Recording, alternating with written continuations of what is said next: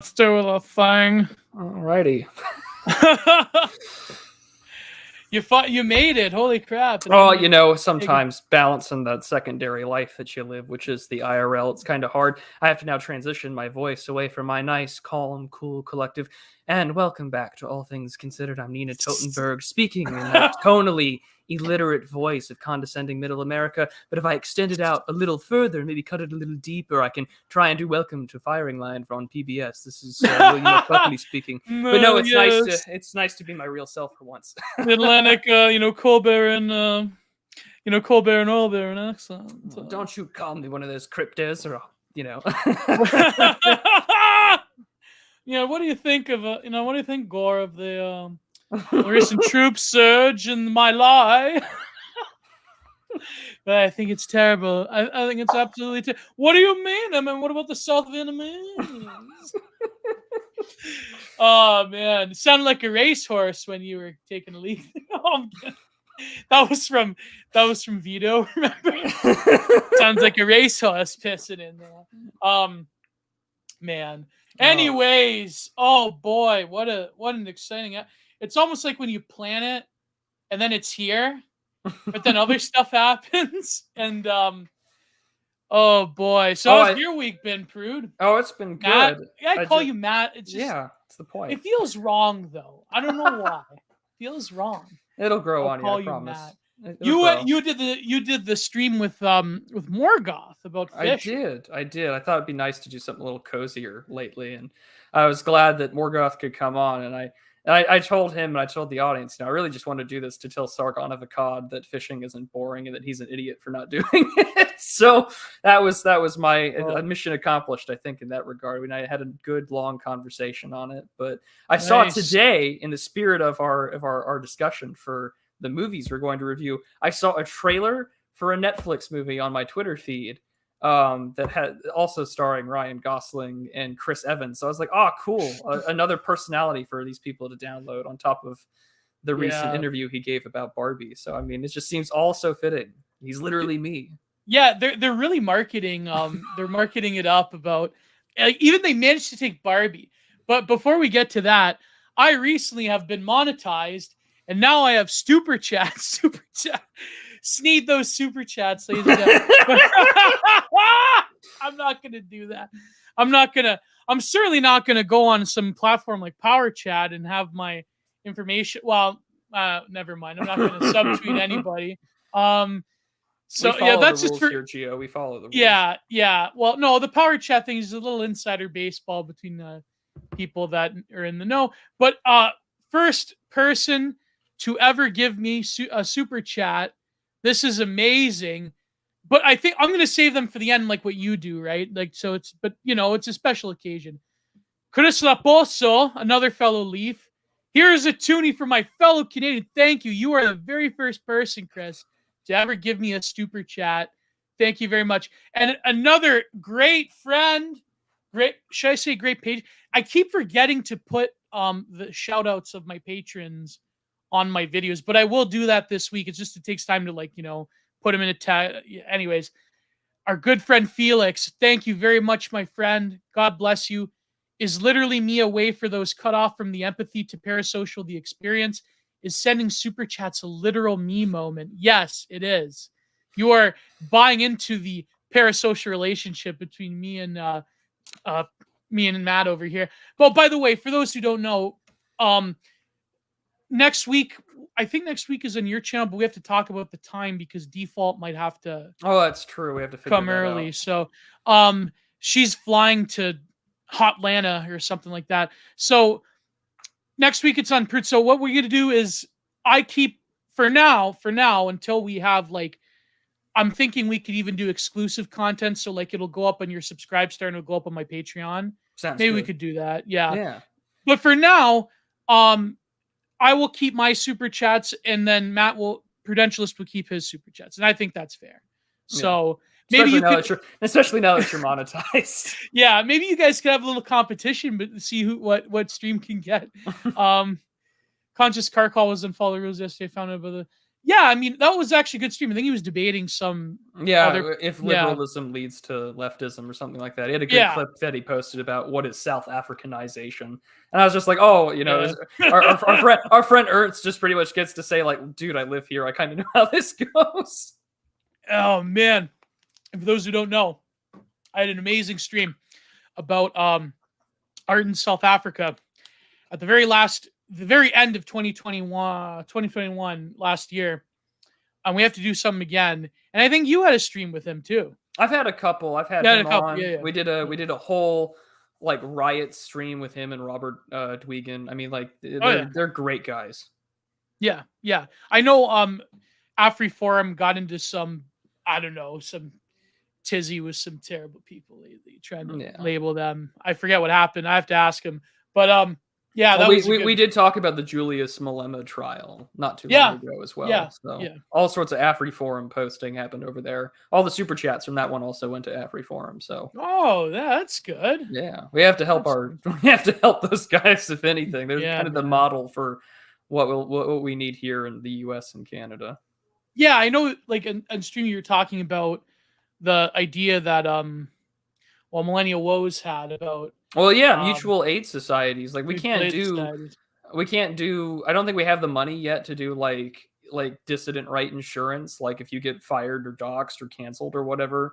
I know Bennett's phylactery. I was going to say Exit. Yeah. I know they're working on it. I know that they're doing great work. But I know. But in the time for like Americans, that old mutual aid society thing, I think that kind of harkens the idea. And our mutual friend Paul Fahrenheit kind of was working on this concept of like based hostels, of just like traveling around the country with friendly people, sort of like a Frog's Green Book, if you will. That could have a travel log, kind of like that book, that Missionary, that the Scottish, some obscure part of the UK wrote about, but it became like one of these classics. I was watching a video on it, but you could like have kind of like a frog minstrel type of sojourning, kind of like Desert Solitaire, only more racist. So, anyways, for content minded this week, pretty controversial. I couldn't believe.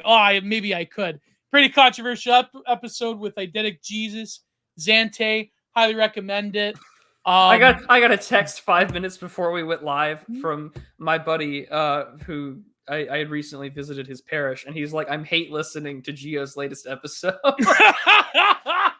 I thought he had some great, like he's got brilliant ideas. I mean, it doesn't jive with our usual audience, but I think that, if you go to the Patreon portion, and I probably will do a teaser clip of it, if you like go to even his thread he enumerates it more on the Patreon portion about his 7-point plan to restore America. I mean, that's some of the stuff. It's wild. It's out there, but it's great. And I think that, sometimes you have to bring content that is controversial, that maybe you don't exactly agree with, but is fire. So, but other than that, next week I will probably release the Stain Haynes episode, one of them. I have two of them that I think is like 10 hours long between me and him. A lot of, let's face it, a lot of it's just us, whistling Dixie. But no, it's pretty good. It's pretty good bro hangout. And I also have, I don't know if I should announce this, but I have about, collectively, I want to say 5, between 2 episodes, 7 to 8 hours with Gifts Ungiven, a good friend of mine. So yeah, that's exciting. That's going to be amazing. She's an amazing person. She's an amazing woman. Oh boy, she's probably listening. I'm not. You're telling me this all right now for the first time? Yeah. Wait. Gifts Ungiven's an amazing. I'm just hearing this for the first time, but no, it's great. We go into her. The first episode is much more about like politics and the work of art, and the second one is about her specific video editing and her artwork. And I throw in some very delicious things. There's this one moment where she mogs me over the use of water-based medium in painting, so it's pretty funny actually. I even said, I'm like, I have to maintain frame right now, So well. Speaking of women, both fantastic and very authentic, maybe that's probably a good transition to the first of our 3 movies we're that's reviewing yeah. today. So, as we announced, guys, Movie number one. movie number 1, Ryan Gosling's Oh, Lars and the Real Girl. Lars and the Real Girl. But before that, did you watch? Speaking of, well, not exactly amazing women, but did you watch the Lauren Southern documentary? It is on my to watch list. I was a little busy enjoying the fact that the Netherlands chick on Tucker Carlson originals decided to wear the Wojak Wheatfield bohemian dress. And then Anna and Dasha were like like they were like caddy watching her. That was amazing. I love that. But no, it was great. I mean, as much as it's like what, 3 hours. I want to listen to it in full, because I've seen a lot of people give their take on it. I know Catherine gave her position, just like, some of these people should not have been, in politics. They're better off in entertainment. But I'm looking forward to the whole thing. Because I have to go back to writing my my article series, but I think I might write like just a separate critique of it, because based off of that tweet about the. I wonder if people got the reference, the Outlaw Mud Show thing. I hope so. From wrestling terminology. But no, yeah, I mean, I'm not going to talk about that because we have this episode of Digital Archipelago. We have so much to talk about. So I'm going to bracket that for when the article comes out, and Catherine is probably going to shop it out for me somewhere, probably American Mind, but we'll see what happens. We'll see. If not, Substack. It's funny because I wrote this big piece, not big, it was a shorter piece, but it was a great one about the passing of Colin Powell. And I wanted to put it somewhere like, Spectator or whatever. But it's like very difficult to get into these places unless you know people. And I know some people, but like, maybe I just didn't try hard enough. But like, I was like rereading it and I'm like, man, this is great. I actually wrote that like a few months ago. Like, damn, when it's like, wow, I wrote that, Yeah. But I'll probably put it up on Substack soon. So, anyways, Lars, that movie like totally just like flipped me, man. Like that, I wasn't expecting it. Like I knew it kind of was what it was about, but it just hit me in the face. Like what shocked me. Well, we'll get into it. So was like the town. That's what shocked me the most. Like, why would they go? The town shocked me, but so here's the funny thing. I watched that movie not too long ago with a dear friend of mine, dare I say, lady friend, and we watched it together, and it's like an hour and 40 some odd minutes long. We made it into just a 3-hour venture of pausing halfway through and just be like, well, what the hell is this? So she sent me some notes that I actually thought were interesting, because I think she had a far more based take on it than I did. Because I was just like, this is the Longhouse. This is all that this is. Oh my god! No. This is just the Longhouse. But anyways, so for those who don't know what the movie is about, please maybe. For those of you who don't know what the movie is about, this takes place in somewhere in like Wisconsin or Michigan in the Midwest, and Lars is the main character, played by, of course, Ryan Gosling. Always snowing, by the way. Always soggy and and he's sort of just an odd duck, sort of autistic, sort of. But he's emotionally stunted, and we find out later in the movie as to why. And in order to overcome this sort of sense of loneliness or wanting to belong, he manifests this woman into his life, and he orders a sex doll, and this becomes the key romantic, not even romantic, really, anatomically correct sex doll. But they never actually have sex, though. No, because she's very religious. She was raised by nuns. She's half Danish, half Brazilian, and because they're very Christian and very young, they sleep in separate rooms. He sleeps in the garage, and then he sleeps in the spare bedroom. What's funny? It's funny. Well, it's there are some Danes in Brazil, mostly Italians, mostly German, but there is a lot of Danes. And it's funny because at the same time I was watching a Brazilian film called To the Left of the Father. Ooh. Not the one the other one we were talking about, which I kayfabe for now. But To the Left of the Father is about 18th century Brazil, the first sort of some of the first European immigrants, and it's about I think the guy falls in love with his stepsister or something, and he's outcasted, and it's really, but it's like an art house type of like, it's got like the very like close up shots with the fuzzy camera, like, you know, the long shot, but like doing it close, like it's Yeah. got a bunch of, it's like it came from 2001, you know. You can only find a version, like, thank God for my mother, because I tried speaking Portuguese, but my mom, you know, my mother, that was her first language, so thank God for her, I managed to like get like the nuance of what it was about. So can't find an English subs, you have to pay for an English sub version. Oh boy. Anyways, so she's half, I didn't know. Yeah. No, I took Yeah. like I have my notebook over here, and I just have like a ton of notes that I wrote for all three of the movies. Actually, not Drive, just The Believer and Lars and the Real Girl, because I just watched Drive, just be like, well, time to go crank this up again and go watch. I've been talking too much. I should watch Drive again. But yeah, so Lars and the Real Girl, yeah, he orders his cubicle mate is a total pervert, like your Funko Pop, or like, this is what, mid 2000s, right? 2007. So like right before Funko, it's got like action figures. Yeah, he's got action figures, and he's like craving over a woman. And I love the line that he has, and he's like, "Oh, I just blew all my money on the new Xbox, so I can't afford her yet." But like, he's your total like soy jack before soy jacks are a thing. He's got his action figures all over the place, and it's all very infantile though, because across the cubicle is this like, you know, 5 out of 10, you know, little Wisconsin girl just being like, "Oh, hi, Lars." Yeah. And she's clearly into him, and this dude is just not picking it up. Or, I mean, he is picking it up, and he's just like, "Oh, it's my turn to go get coffee." And so, again, out of this loneliness, because he lives in his old man's garage. His old man is gone, as we find out. But his brother and his wife now live in the main house. And, you know, the sister-in-law is played by Emily Mortimer, and she's pregnant. And she's like trying her best to like include him in the family. And she's like, "Why don't you She's come like the for dinner?" quirky girl, right? Yeah. Like, she's got the quirkiness to her. There's that one moment where she tackles him. Yeah. That was kind of cute. Because like the first scene, I thought that she was interested in him, but then she crawls into bed with his brother. I'm like, oh no, now I know.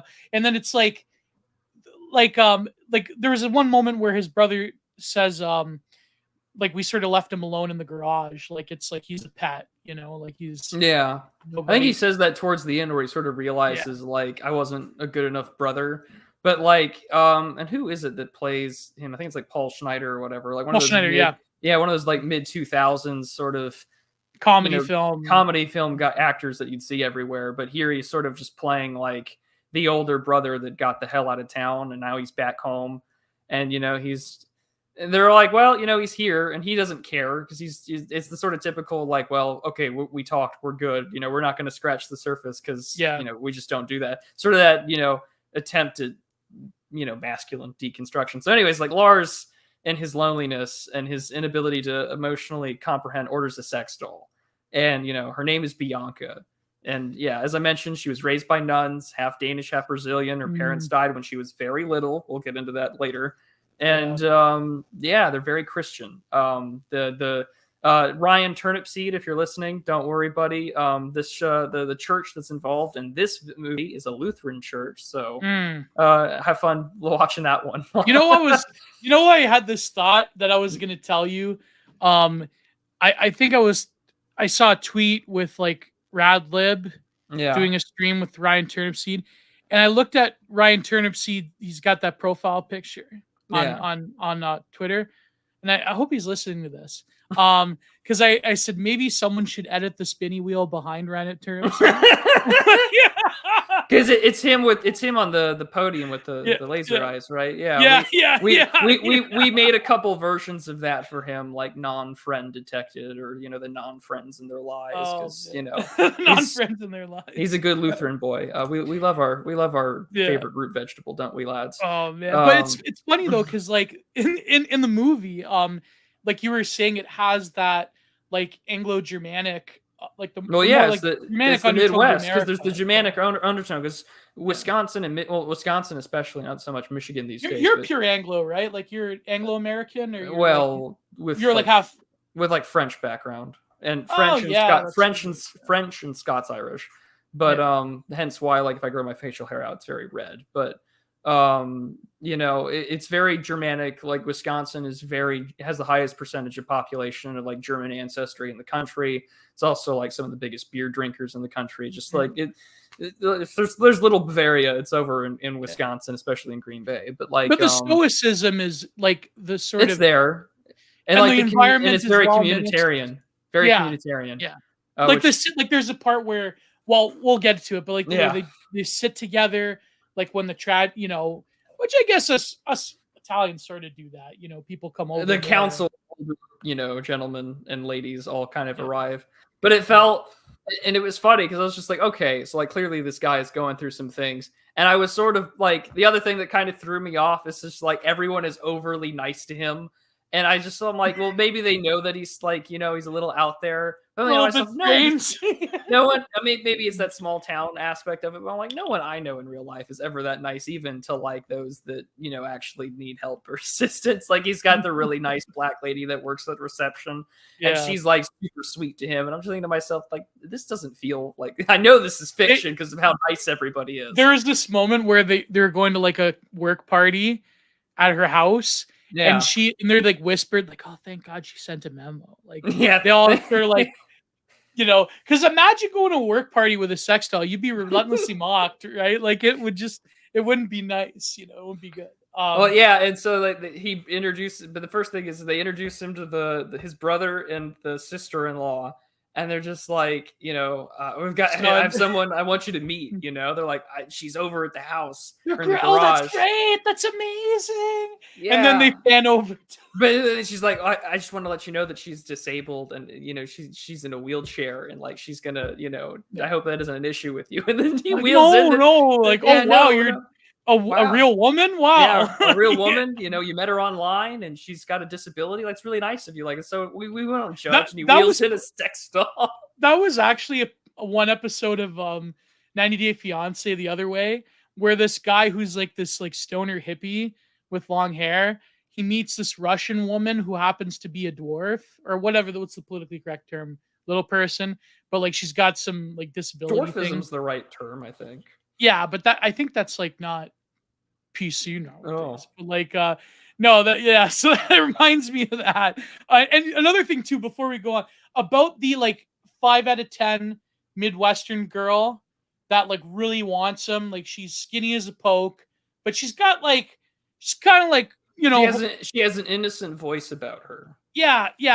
She got a thing going on, right? Like she's probably kind of like little Aspie girl herself. She's literally the Aspie girl. Yeah, I was about to say she's Apostage's GF, just the little Aspie, please be patient, I have autism. Kind of GF that we see in the memes. Yeah, and like when she like smiles with her toothy smile and he like rejects her advances, I like literally wanted to like crawl through the screen and just strangle him. Like, what are you doing? What are you doing? Like, But I mean, it says a lot though about like, again, if we're gonna do the he's literally me thing, right? Like how many men in general, I mean, except for those who kind of play the game, so to speak, it's just like, how many of you need to be slapped upside the head by someone to tell you that person likes you?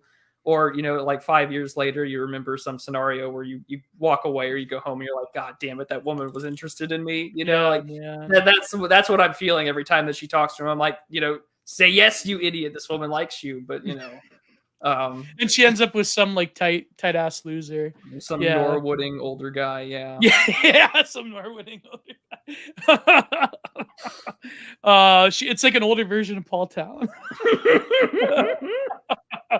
Oh man. So then the doll, like the sort of they bring the doll into the family. Yeah, but like the thing around like the town being accommodating and the family like helping take care of Bianca, the doll, and like the way he whispers to her, and it's like really like there's this one moment where his sister-in-law just breaks down because he's being all pissy. He's not maintaining frame. He's not maintaining frame because here's the thing, I couldn't believe this. Bianca finds jobs to do in the community through townspeople by like they'll put a book in front of her and they'll put like the record. Back when the day when you were a kid, you went to the library and they had the automated like read alouds and stuff. Yeah, the read alouds. Yeah, so they did that with her. she has a job as a store mannequin Yeah. because she looks better than the other mannequins. That's probably why. And More like, anatomically correct. yeah, more exactly, yeah. And but then like he's being all pissy because she has something to do. She got, I don't know how, like she got elected to the school board. Yeah, she's on the school board, and so she has to go to like a PTA meeting or whatever Oh, for her. isn't that a metaphor for American bureaucracy right there? Oh, but yeah. So some of the notes that my friend had taken. This is the therapeutic state. Perverted feminine consciousness made manifest through the forced social through the forced social participation of one individual's delusions. Oh my god. Women are the prime nodes of subversion because men won't stand up and take their place and tell these people to shut up. This guy's crazy. Subversion of the family, medical, church, and other institutions. Voyeurism and being the subject to the kink. We are re-educated through watching the movie so that we are prepped to participate for similar delusions. And her reading to the kids in the library is the proto version of drag queen story. No. And she concludes with this: the anti-suffragettes were right, and Council of Women should be rejected. Whoa, Prude, you should lock that down, bro. When's the wedding? Holy crap, lock it down. Oh man. My grug brain was just like, Longhouse, get rid of all of this. Like, and I just felt so subverted when like the priest is having this meeting with all these older ladies and men, and the men are just like, I don't like it.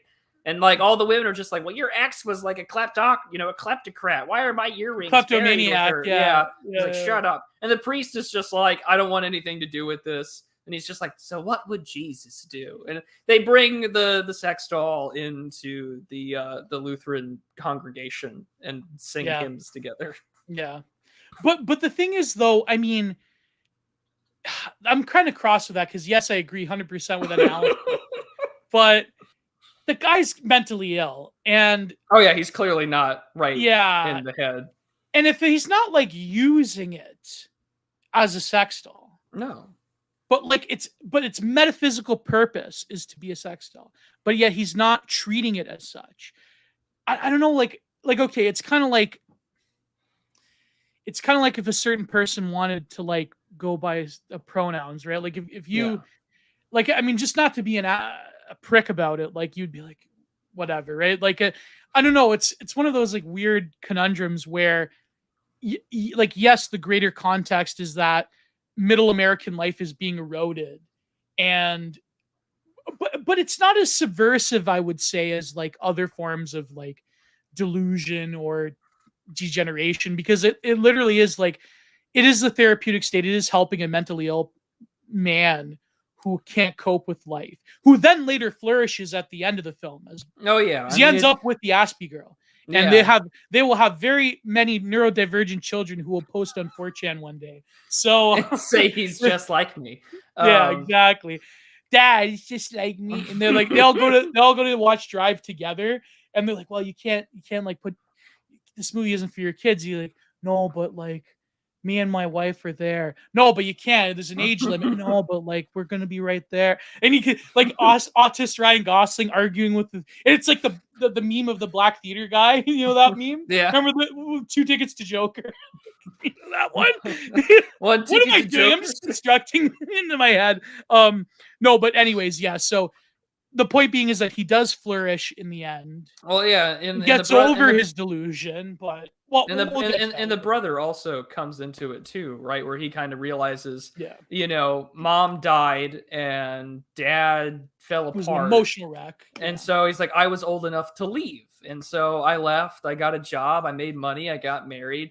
Dad dies, and I didn't do anything about you because, you know, they have that like sort of heart to heart where it's just like, you know, you were like a house cat, basically. Well, yeah, but like also, Ryan Gosling, Lars asks the question to his brother. He's like, you know, what does it mean to like be a man? And he's just like, well, is it just having sex? And he's like, no, it's about being there for other people and, you know, being a provider and being someone that can do the thing that other people need you to be, because that's what's asked of you. And sort of like Lars is just sort of like rubber duck debugging off of his brother, just realizing like, oh, my own quirks and quips with like Bianca, this, you know, his own metaphysical delusion, his representation of his own issues.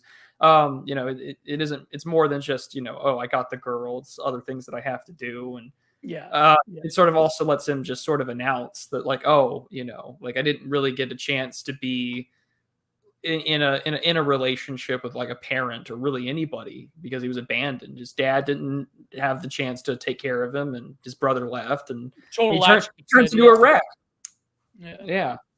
And I think like there was a part of like there was a part in the movie where Bianca. Well, here's what happens. So later on, he gets frustrated with Bianca, and then what's her face? His sister-in-law blows up on him, saying that all these people love you, and they're sacrificing their own discomfort for you, and you're like spurging out because it's like my girlfriend, and it's got to be on my time, and I'm my girl. It's like, okay, so you want us to treat her like a normal human being, but you also want to treat her like a sex doll as well, right? Which in some ways, I mean, for a lot of, let's face it, a lot of guys, that's the perfect woman right there. But like, that's not saying anything, but no, the point being is that there it is, the perfect woman for them. Their load's already filled with microplastics anyway.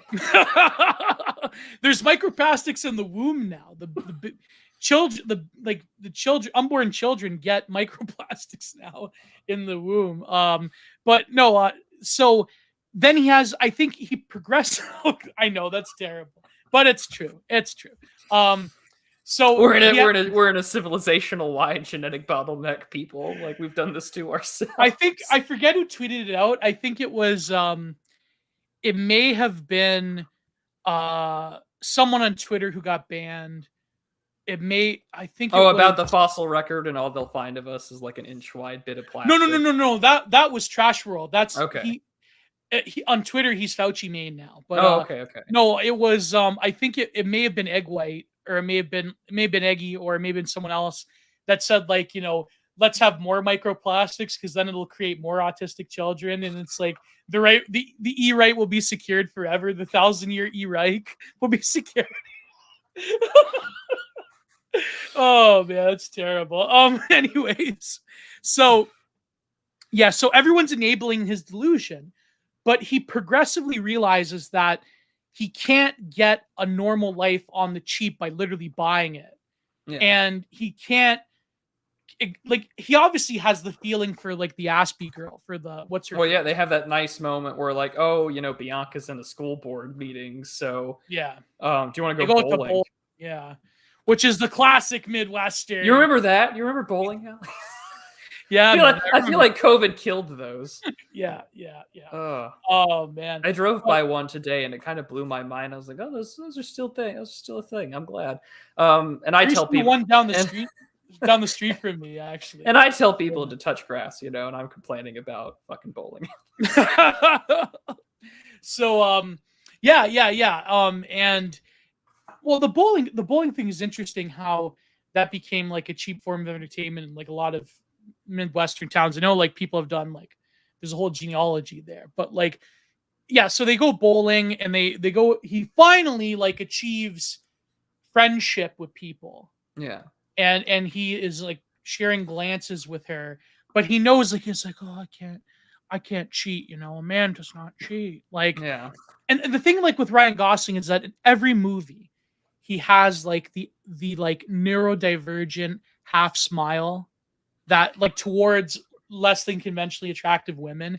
Every single movie he has this, where he like does that little, that little smile, right? Like the little cutesy little. It's all over in Drive. Yeah. With what's her name? Christina Applegate, or man, what's her name? I'm gonna look it up, because I had a quip about her where she permanently looks like an abused wife.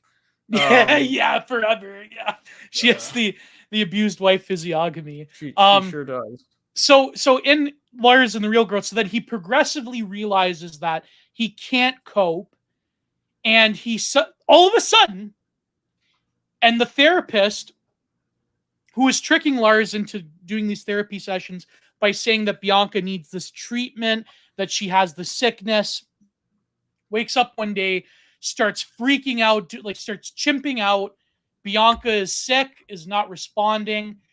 She is I didn't know dying. how this happened, especially in American healthcare. How did this happen? But oh, I know. They get an ambulance. they get an give ambulance, her a hospital room. a They hospital. give her The two nurse attending watching the over. nurse attending knows that it's like, okay, listen, guys, listen. Okay. We're helping a mentally ill person, and we're gonna waste a $250,000 room. We're gonna like hold up an ambulance and an oxygen tank and a room for someone. A room in a North American hospital. In Canada, this movie would never happen. By the way, it would never happen. The Canadian healthcare system would never happen. Well, Bianca's got a 2-year wait list period, you know. Yeah. In Canada, they won't even transfer you to a hospital if you're not getting along with the staff or anything. They won't even transfer you to another hospital. Oh my gosh. But yeah, under heroic circumstances. I couldn't help but laugh at that. They're like, these guys pulled out an ambulance, all the stops for this person's delusion. I'm like, someone died while this was being like, you know that someone is just like this stupid Lars and this stupid doll. My grandmother's dead of a heart attack. You know, it's just like, you guys wasted. They didn't get her in time because of Lars. Because of Bianca. And then like the whole town reacts with like the typical small town when someone is sick. The rumor mill goes and people like, the general store, the hardware store usually. It's like, oh man, oh no, I can't believe this. And like they're going through the motions and like then like there's two doctors looking into the room when he's like comforting her and the nurse just like slams the door like, get out of here, get out, like privacy, you know. Yeah, everyone is coping along with Lars. And it's a fantasy, but like, it's a society-wide mass, you could almost say it's mass formation psychosis or something. But like we're all say that on YouTube. I don't know. Can we? I don't know. Shit. Yeah. Well, I can curse, but I sure as heck can't use a fancy medical term. I think you can say the mass. Yeah, but like, okay, keep on the DL. But I mean, they're all forced to participate in this guy's delusion, and I'm like, isn't this the main like it's going to be like that when any major trans like media star goes. It's going to be like that. Oh, we could have done more. It's such a shame, and like we're all participating. It's like with a certain actress that played in Juno that's no longer an actress. We're all going to be sad, and it's just like, why are we participating? But here we are. Oh man, trying very careful so we don't get anyone after us. I think it's already happened somewhat. Look at this, Judge Holden trolling me in the chat saying, "Dark, you know what? I said that there needs to be a preservation. If you go to the Twitter space, I said there needs to be a preservation of the flame. Not that was it." But anyways, I know now that I have to watch my mouth now that I have super chats enabled. In case someone, please need those super chats. So sad. I can't say the other name, but Elliot Page was absolutely Elliot Page was I don't know. Like I'm very sorry. He joined in a band like Jordan Peterson or something. Yeah. Page was a looker a little bit, but like sort of like, okay, sort of kinda. I don't know. Too small for me. Too skinny for me. I can't. Paige had a lovely look in Inception, just that sort of like someone I'd see in my grad school class. That's there's an academic attractiveness to it, but not anymore. She was in he was in Trailer Park Boys. Elliot, did you know that? Elliot started off in Trailer Park Boys. I did not know that. You didn't know that? No. Yeah, Elliot was Leahy's I can't say nephew. That's nephew. Ah, okay. It's the other one, but we're in Bizarro world. We're all participating, not just in Lars's delusion, but everyone else's delusions. Oh man! But that's the other thing too, though, is that like, oh, we're wasting all this money on a hospital. That's sort of how it begins. Is that the brother and the sister-in-law are like, okay, clearly Lars is not right in the head. We gotta like take him to a doctor. but they do it under the guise of calling their family general practitioner, that also has like a degree in psychology or has psychiatric background. Just so happens to, right? Just so happens, right? To. It's convenient for the plot, right? It just so happens to. And so they have the awkward moment of Lars and the wheelchaired Bianca and the brother and sister, all sitting in this like room for like a general family practitioner, and all these people are just looking at it, and all the parents are doing the appropriate thing of trying to keep the kids away from sitting on the doll's lap or touching it.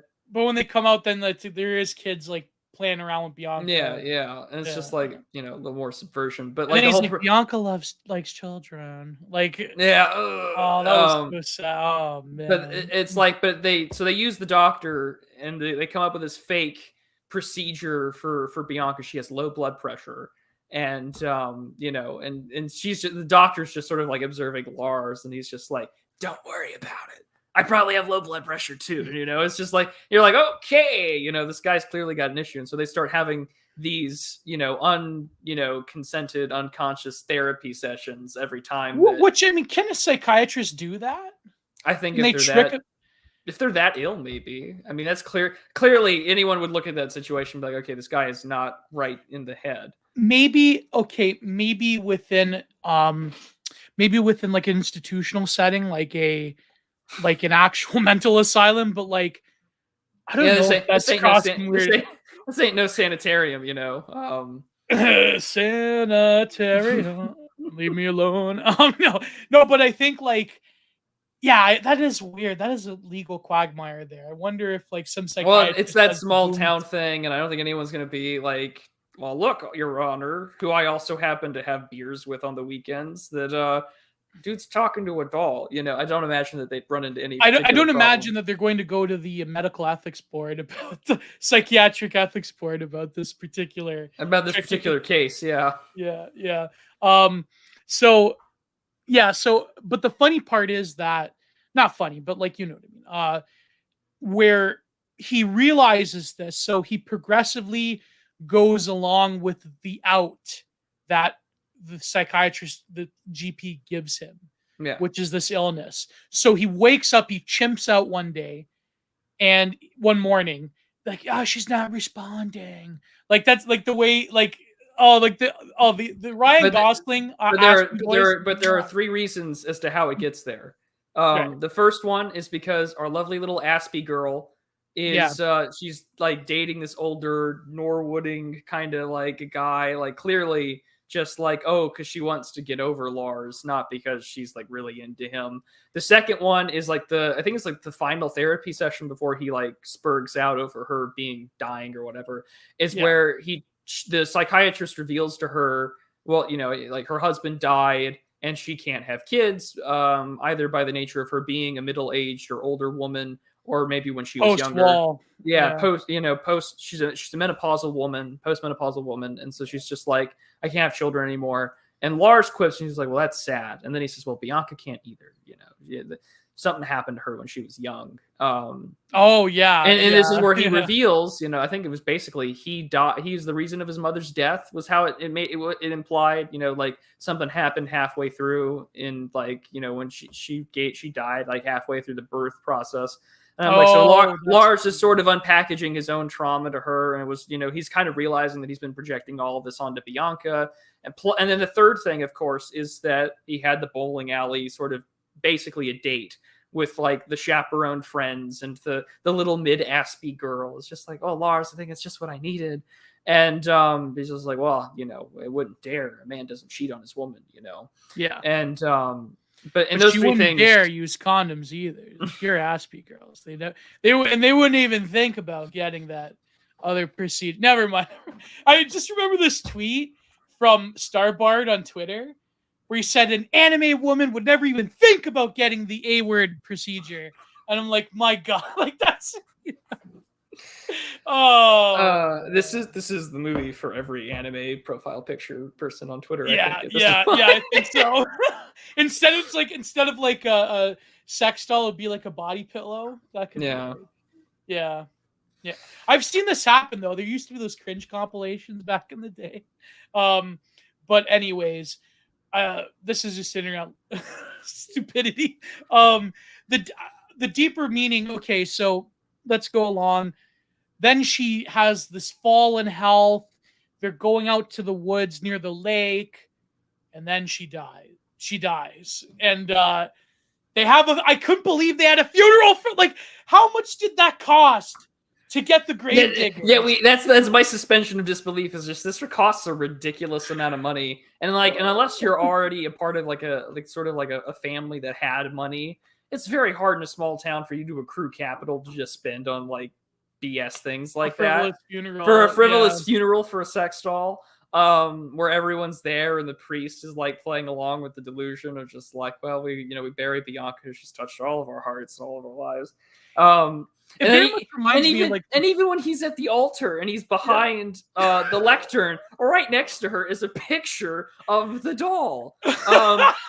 And everyone is buying into the fantasy. So you say like an anime girl would never get that procedure. Well, when they're at that giant company party, what is everyone talking about? The women are talking about, oh, she's got perfect hair. Like you could style it just like this, and like I wonder why she has perfect hair. Yeah, and the dudes are just like, oh, she's hot, like, and it's the same loser guys. It's just like, yeah, she's hot. Like, I wish I had a girl like that. She doesn't say anything.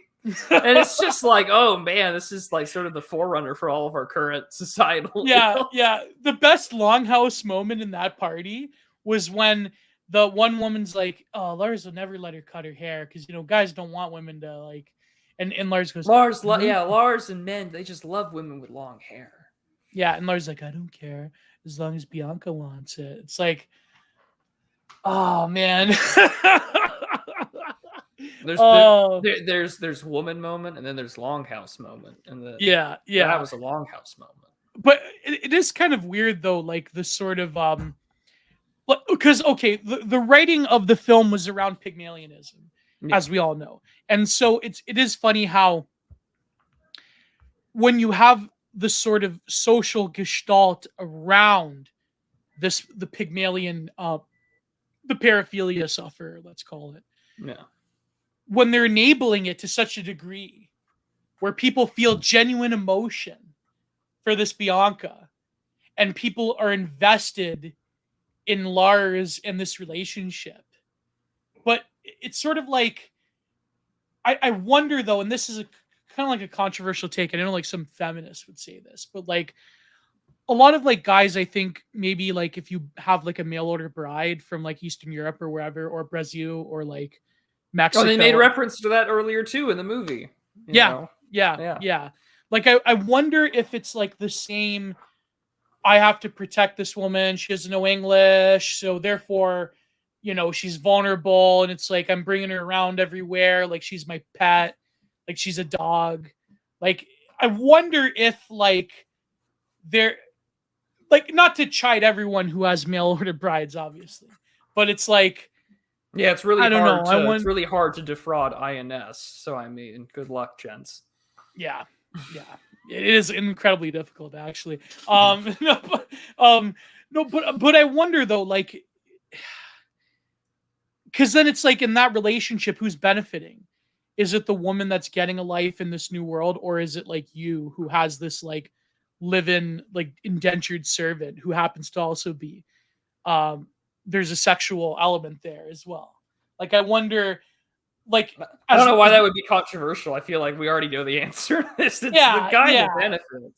But the thing is, like, it depends what region. Like, I mean, not in my experience, obviously, but like, actually, when you hear some strange sounds behind me, it's actually my mail order bride. I have to like, I gotta go. In true Canadian fashion, is she from the blue and yellow country?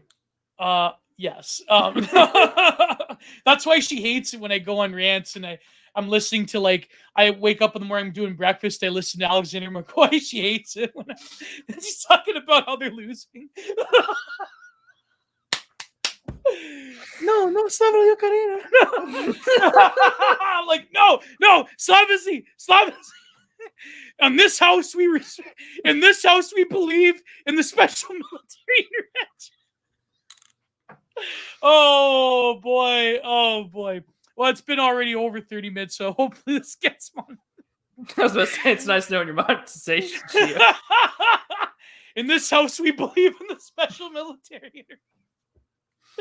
Oh man. Anyways, no, I'm kidding. My point being is that, with the mail order bride, God, with the mail order bride thing, and with this sort of form of Pygmalionism, because by virtue of that gestalt and believing in it and feeling that emotion, it's like the sort of problems of the West in terms of how we've sacrificed our own community and obligation to, obligation that men have towards women and women have towards men.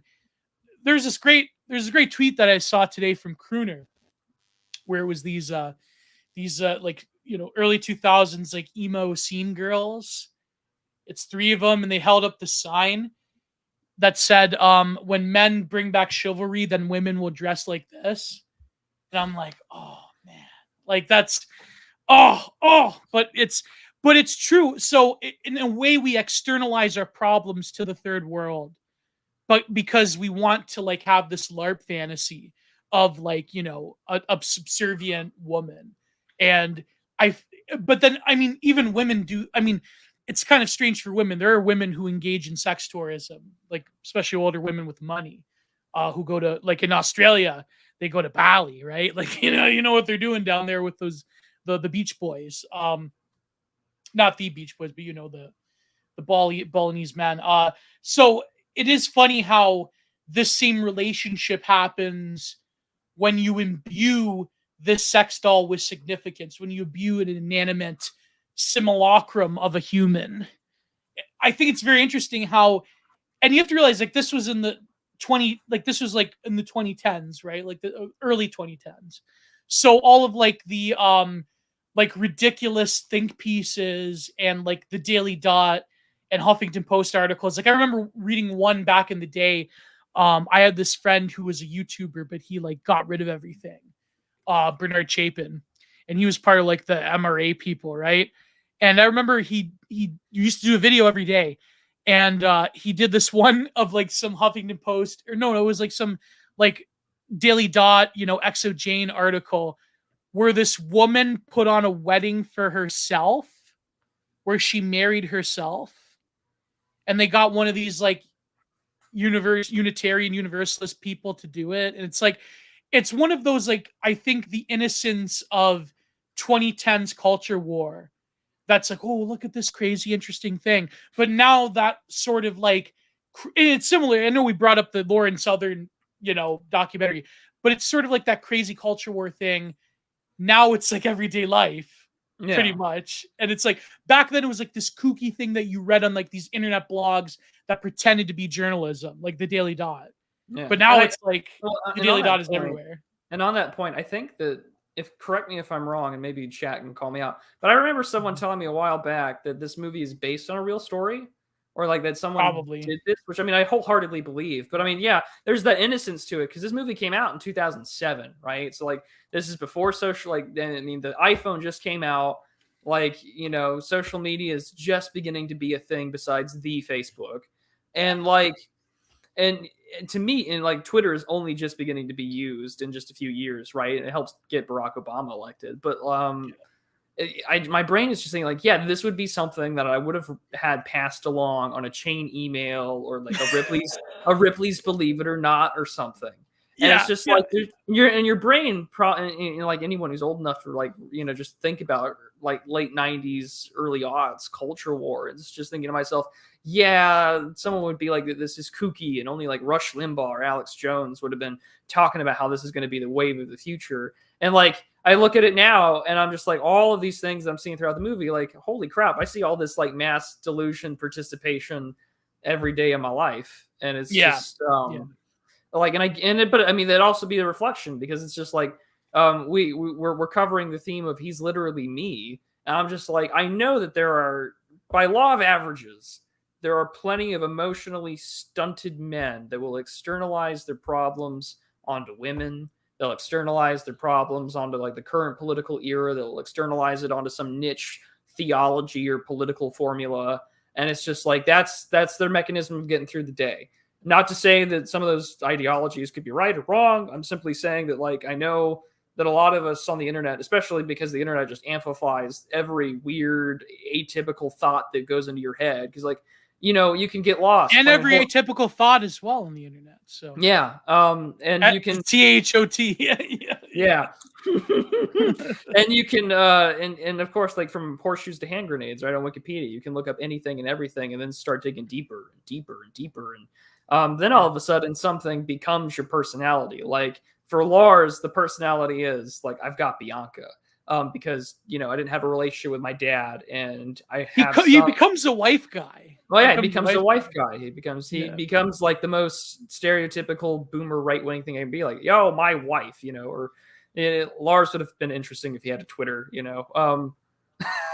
but he posts pictures of Bianca on Twitter. There were people who did, like, there are adult people. Oh, I know. It was part of the reason why I wanted to switch out our movies and talk about this one, because I saw this tweet the other day that was going viral of some guy in his, like, Ford F-250, and he's driving to, I think he's in Austin or something, and he's just like, screw real women, doll life is where it at, and he's got a selfie of him and his doll, and they're just like driving down, and I'm like, this is insane. And then I check the tweet counts, and there's like 50K people that have liked this, and I'm like, okay, I know a lot of these likes have to be because this dude is like, oh, look at this quirky gentleman, but also because it's like, there's probably enough of us that are just like, yeah, like, this mass delusion of, like, the modern world has left us pretty, red-pilled on certain women questions. There was I think on 4chan, there was this guy, an older guy, and it's funny because he actually had a real wife and kids.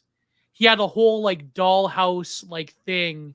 He had, like, multiple dolls that he would dress up and, like, his kids would play with, and, like, one of them was like a furry doll. Like, it was like a bear woman, and it was it was one of those, like, creepy web YouTube channels, like Next Pro or something like that. It was like I think it was called Debunk Files, that channel. Okay. Yeah. Yeah, and it was like the 4chan, like, strange 4chan post, that series. Yeah. If you like browse that series, then you'll find it. You'll know what I'm talking about. It's hilarious. But it's creepy in the same time. But it's like, well, if the dude has a real wife and kids, maybe he's not that, maybe he's not that crazy. But, like, but in this case, I think with Ryan Gosling in this film, and I should send this to Kino Casino, not Kino Casino, sorry, Kino Corner. Kino Corner, he will be, by the way, he will be one day on Content Minded. We just have to arrange the topic and things like that. Yeah, I hope Kino Corner is listening to this one. But I noticed that with Ryan Gosling in this particular manifestation of the Gosling, he's just like me. Yeah. I don't detect, like, this sort of, like, incel rage, woman hatred that, like, you find in maybe, like, other films. Like, well, we'll get to The Believer, but, like, it's I don't know how we're gonna get around that. We'll be very careful. Yeah, be very careful. But I don't notice the same, like, in a way. I think it's like, I can't approach real women. He can't even touch real women, by the way. I think another thing was he has a neurological disorder. He has a thing. No, I don't even know. Yeah, it is with touch, where if a woman touches him, and bare skin, he's in pain. So, like, the psychiatrist is touching his arm, and he's like, it's tolerable. But the moment she does an intimate sort of, her hand is on his neck, like grabbing at his head like that, he screams in pain, and he just, he's ready to leave. Yeah, like, he got super silent right there. Like, but at the end, he reaches out and he takes his glove off to the Aspie girl, and they shake hands, and, like, a real overcoming. He's like, oh my god, like, you could just, the look on his face is like, oh, this is a real woman. It's a real woman. It's a warm hand. Not silicone. Yeah, she was probably really warm that night. She's really into Ryan Gosling. She's probably, That's I don't know if that actress is acting now, or maybe she's, like, retired from it and has, like, a wife and kids, or like a husband and kids, and she's just all like, I used to I starred side by side with Ryan Ryan Gosling, and that's Gosling, the yeah. height of my career, James. You'll never measure up to him. Just like Oh, you can imagine man. that being a fight in her weird married life sort of deal. Well, that's like But she's the perfect like Midwestern, just like really skinny, sort of yeah. 5 or 4 out of 10, or just. And then they made Ryan Gosling look as like fundamentally just like autistic as possible, or just like, or I don't even want to say that. Just like he looks like the exact opposite of what he is in almost every other film, where Yeah. he's got Yeah. his like slacks and he's got his shirt and tie, and then he wears like these big sort of like Christmas sweaters over them, and then he'll wear the blazer overneath. I will say though, the one that he had with like the pink sweater and the white shirt and the reddish tie and the black suit at the funeral, man. I was like, that's I gotta wear that one of these days. That would look good on you. I was like, that Yeah. looks good. And then but the opening scene, I'm watching this, and I didn't watch this alone. I sort of like see him in, and then I'm like, okay. And then he's got like the sort of like flattened, like conditioned hair, and then the mustache. I'm like, oh no, oh no. Oh no! It reminds you of someone. Just a tad, just a little too much, a little too on the nose. It's like, man, thank God I was like someone who read The Rational Male in college. Otherwise, this fuck. So we all live different lives, fellas, but sometimes he is just like me. In high school, my hair went down to my mid back, so I can't believe that. No, it's true. Yeah, yeah. I only last few years have been cutting my hair. But the longest I got was my mid back. Yeah, and I used to put it in a braid, and yeah, it was good. It was cool. But well, the thing about the film is that it's very interesting. Like again, how they react, like the town reacts to it. But I think that there very much is sort of like the sort of longhouse element of, you are protecting this person from himself and from the outside, and in this tight-knit community that is run ostensibly by women, by a council of women. Yeah.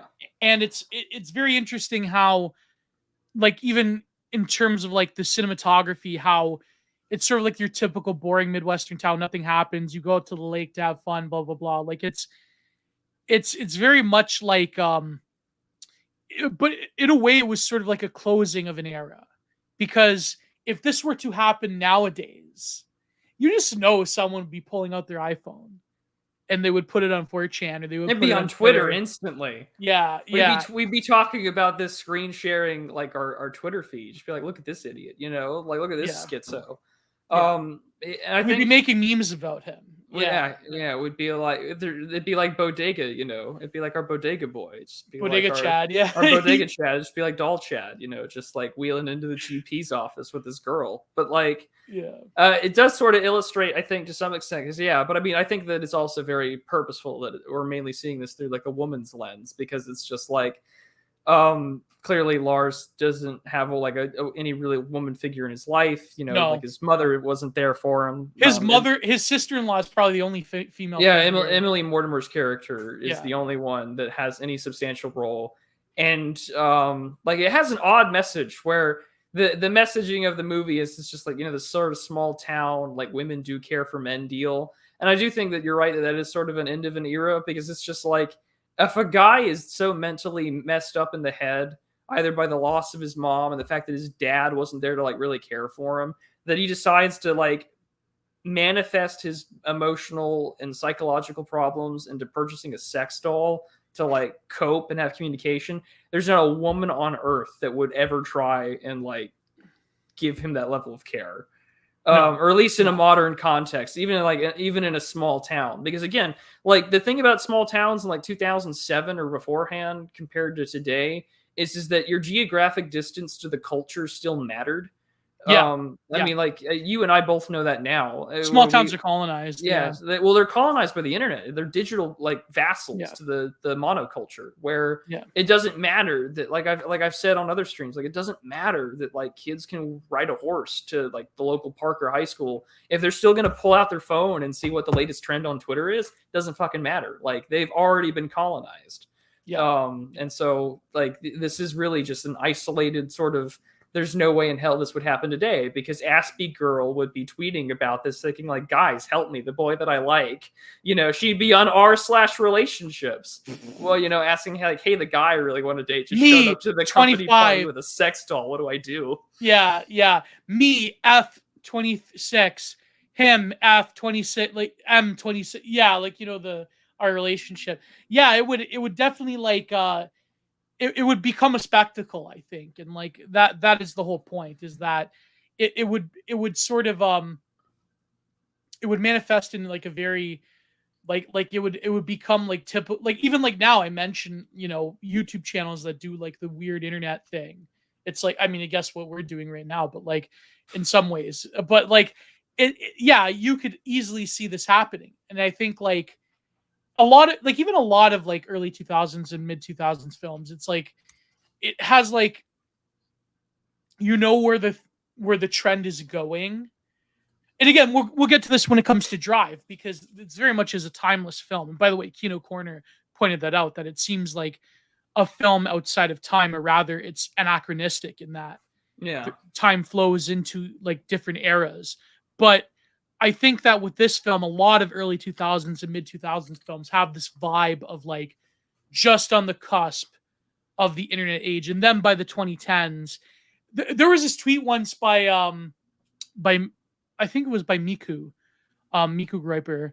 No, not Miku Griper. It was actual Miku. It's the Amarna Forums person that said like every state funded media, like the BBC or the CBC in Canada, or I think Australia, they have the ABC or whatever. Yeah, the Australian broadcasting. Yeah. Like every series, all of them look like they come out of like 2009 to 2012 aesthetically. And I'm like, why is that? Even that the technology upgrades, like their iPhones are newer, they aesthetically look like they come out of the pre 2010s. Because and then Miku said, because that was like the total, like that era, like terminal period Obama, terminal period who was in Britain at the time? It was David Cameron in 2010. David Cameron? Yeah. Or was it Gordon Brown? No, Gordon Brown was like before David Cameron, right? Yeah. Like it was that era where the neoliberal like end of history like was realized. It was at its apex. It was at its apex. Yes, exactly. It wasn't the early 2000s, it was that time. And I think like middle America and like middle Britain and middle Canada, and maybe even Australia, like the sticks, the Billabong, like that's where cultural colonization had yet to spread in. But then even like here in Canada, the perfect example would be like in this era, the 2010s, the show that was on CBC all the time was Little Mosque on the Prairie. You ever heard of Little Mosque on the Prairie? Well, I mean, we had Little House on the Prairie, so they had it was about this Muslim thing in the middle of Alberta, and like it was about well, that's totally you could tell like Canadian multicultural. But I mean, TLC had all sorts of crazy stuff. Where even it used to be the Learning Channel, but now it had everything from like their shows about individuals with dwarfism to, I think that's where My Name is Jazz started, was on TLC. But it would also have the Duggars on, so it had a little bit of everything. Where did the guy get arrested recently? The Josh Duggar got arrested for what I don't recall, but like Little Mosque on the Prairie, that's just subversive as all hell. But I mean, it was like comedy. It was a comedy show. But it's like the peak. It was like but it was like that peak of like neoliberal dominance. Like the neolibs were in control. Barack Obama had just won. Like so, the cultural export was just like smuggy, diverse. We gotta win everything here. So because I mean, but even then, right? Like, because what also was happening at the time around the 2010s, you were getting close to the 10-year anniversary of 9/11, and what was the big debate about? A mosque near Ground Zero. Oh man, that was like feeling old, kids, feeling old. That was like my tweet I had once, where it was Bill O'Reilly pointing at you. Do you remember those tweets like you woke up like before the previous 2 years? The guy waking up from a coma. Yeah. He's like he wakes up from a coma and it's still like Bill O'Reilly, and I'm like, wait, what are you talking about? the Chinese delicacy, Orange Man bad, Mpreg. No, we gotta fight for freedom fries. They're building a mosque on Ground Zero. This is the no spin zone. I'm like, you beg for that now. You would beg to like watch Bill O'Reilly talk about the freedom fries and the mosque at Ground Zero compared to what we have nowadays. We were innocent back then. I was about to say the culture war had a great veil of innocence to where, I mean, oh man, I have so much I would. One of these days we need to do a stream on like George W. Bush era culture war, because just like growing up as a kid under Bush, especially as like a military brat, it's just like I don't like George at all, because I know that George is just like the rest of them, and got into a war under false pretenses and had that lovely Freudian slip when talking about the blue and yellow country. But like, when you're like a kid and like, like, oh, your dad's place of work just got attacked, and like, Bush is like, I hear you, the whole world hears you, and you're just like, well, fuck, man, we gotta like rally behind everything that this guy says. Let's fucking go. But yeah, it is an innocent time. The time about Bill, like, I would love to go back to a time where we're debating gay marriage, for God's sakes. Now everything just seems back in my day, we're sounding like boomers at this point. The best was when they had a Monday Night Raw. They had the Harvard guy. What was his name? He actually did go to Harvard, by the way, before he became a wrestler. Debate Scott Steiner about the surge. And Scott Steiner was about like freedom, blah, blah, blah, like America, and then I think like he ended up like owning Chris Masters physically after the debate. It wasn't Chris Masters. It was his name? Oh God, I forget his name. The Harvard wrestler, but he was like the smug, like overeducated, kind of like William Regal, but like not as and like they had this debate, this mock debate on Monday Night Raw about the war in Iraq. And it was with Scott Steiner. It was like, what? What do you doing? But it's also that time where you'd have like, was it Bill O'Reilly that would go on to like Jon Stewart and debate stuff? Just again, it's an era that is uniquely isolated to like that immediacy of the Bush and the post 9/11 stuff. That a lot of these movies from like 2000, anything before Obama to like 9/11, anything in that little time frame was just this weird cultural moment that doesn't exist elsewhere. Like, there's no way in hell that a movie like Garden State would be made, right? Oh like, yeah. But like you want to do that, Como waking up meme. It's just like Peter Thiel, Curtis Yarvin. No, Jonah Goldberg's about to publish liberal fascism. Like we gotta own the libs in college. Gotta join the Young Republicans. Oh man, he had that recent book where it was like total opposite of reality. Like I forget what he thought. It was amazing. But yeah, Jonah Goldberg. Remember when Jonah Goldberg and like Dinesh Mark D'Souza, Stein, Mark Stein, and Mark Stein it was my first red pills. Reading America Alone. Yeah. We remember when those guys were the leading figures of the right. It's just there's a weird innocence to it. Before Cum Graper 14, before like Frog Twitter came before Obama, really. Oh man, the right wing in the Bush era was sort of like a weird. It was boring. Yeah. No one wanted to be a part of the right wing of the Bush era. Yeah, there were no Alex P. Keatons of the right in the Bush era. Because even the conspiracy people like Alex Jones, they were more like he's in on it. They were like like they were more like they had even like more like left, like populist left wing. Like, well, even 4chan at the time was like super left libertarian. Like it was either you were pro Obama or you were like pro Ron Paul. That was your dynamic. And to some extent that still kind of exists today, but it's a little different. But I mean, we've been ranting and raving about 2001 era politics. It's probably time to be very super careful as we talk about the 2001 film, The Believer. Well, do you want to say that for the end? You want to do Drive, or should we do? I want to do Drive for the end because that's just that. Okay, that movie's timeless. So, anything else to say about Lars and the Real Girl? Like, I know that people, the quintessential millennial film was Her, with another He's Just Like Me, Joaquin Phoenix. But I didn't watch Her. I know my friend watched Her, but like, I think like the difference being is that Her was responsive. Was it an AI program? It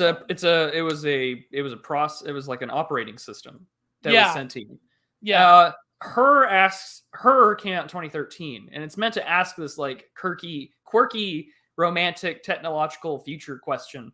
But I watched it with my patrons a while back, and we just concluded that that movie is Bugman like dystopia, like this is what's coming. Yeah. Whereas with this movie, I feel like this is more humanized because it's not an operating system. It is a man with his psychological problems projected onto a doll. Like it's still a Pygmalion entity. It's physical though, is what I'm saying. It's not this ethereal, oh, hyper intelligent, I can learn beyond you and read, and use like data mining and algorithms and machine learning. Yeah, and her to bring the dead back to life. Yeah, it becomes a pixie girl after too. Yeah. But like with this film, I think like it's more interesting than her. I think in that way because of just like it's interesting if you have to bracket the sort of like the like the cynical reality of like what would happen nowadays. But it is interesting in the sense that the way he copes and the way that he progresses out of his own illness and the way he realizes that reality can be made anew and that he can crawl out of his own circumstances and his own dejection and his lack of like socialization because of like the situation that happened with his parents and that he gets the ass. And that's another thing about the internet, autiste. He gets the Aspie girl of his dreams, the homely mid Aspie girl that would do anything he says. Gentlemen, totally gentlemen in chat, if you're not married, I hope you all get the Aspie girl of your dreams. That will never use birth control ever. So never mind. Never. What am I saying right now? What am I saying? Anyways, this is the one everyone came to see or everyone came to hear us talk about. I've never heard like a true comprehensive. Like the only comprehensive one is when I heard about this film. I think it was Common Filth mentioned it. The Believer. We gotta be super careful. The most based in red-pilled film, most inadvertently based film in all of existence. We'll get into it because there are some things that watching it, I felt very raised an eyebrow or two about. Okay, this is Hollywood's idea of like what the sort of like fashy, edgy side of the right is supposed to be like. What a Paul Cell and it made it sound like they had way more institutional power than they did. And I was just thinking to myself, what in the fuck is this? What really psyched me out about the film though? Yeah. Was the way in which different people in New York City, by the way, maybe because it was in 2001, it was different, like tolerated these like neo-Austrian painter fans going around and talking about their like unironic Fed post ideas. Like literal Fed, they're in a diner that's diverse as can be, and Gosling's getting interviewed by some guy who writes for the Times. And it's just like, I was literally in this meeting that you were at where you gave your ideas to like, restart, mass, Fed posting and redacted stuff. So why don't you tell me your ideas and I'll write them down? And like he's got the recorder turned on and everything, and he goes on something I'd see on Poll or even Twitter these days, and I'm just thinking to myself, maybe Twitter is too intelligent for a lot of Paul. Well, no, I shouldn't say that. A lot of Paul threads were pretty like good at this. Well, but I mean, so I'm trying very hard now to make sure I don't say anything like on the tribal people. That's but he's going off on them, and I'm thinking to myself, there's like one or two moments where like the other diners and like they're overhearing and listening, but no one like beats him us men, white Christian men. Yeah, we make women come with our cocks, and you see the guy like looking over, like what? Then he like pans to the black dude. He's like, this racialist movement of ours, we believe. Like you could literally picture like any like leader of any like I'm not going to name names, obviously. I'm not going to chide anyone, but like, it's like, you could picture like, he's like, us in a racialist movement of ours. We believe in hierarchy of races, like, blacks at the bottom and then Latins, Arabs, Asians, Mediterraneans, like somewhere in the middle. and they pan over to a black dude and a white dude eating lunch And no together. one listened, and like no one said anything. But even when they're going around town, like he's literally has the Austrian painter symbol, like on his on t-shirt, his shirt, walking around New York City near the rocking. And then he gets off the subway train and he like bumps shoulders with two black guys and like he just unzips his that and he shows it off and then he like goes it out. I'm like, this guy would have been fucking killed. But maybe in 2001 things were slightly more dare I say tolerant. Oh man, have you ever watched the show Banshee? You ever watched No, Banshee? I haven't. Oh, great show. But like, it's like really like postmodern in terms of like its approach to violence and sex and but Banshee, there's this town called Banshee where Lucas Hood, he's like the sheriff, he pretends to be the sheriff, he's a criminal, and like and there's a whole backstory, but like there's a neo-Austrian painter group that this one guy, his name is Kurt Bunker, he like frees himself of and he becomes a deputy, even though he's got like the Zig runes and the tattoos and the eagle, the eagle on his neck and everything. And he's like a sheriff deputy. But his brother, who's the head, he looks like a typical Paul Cell. He looks literally like someone doing the Tiki Torch rally. It works a normie job with his wife and kid. And he like reveals his tattoos to his Asian coworker. It's like this big thing. He like beats him up in the washroom. Like, but in this film, The Believer, he's going around with this like apparently too with the skinheads, the red laces. That was also a symbol back.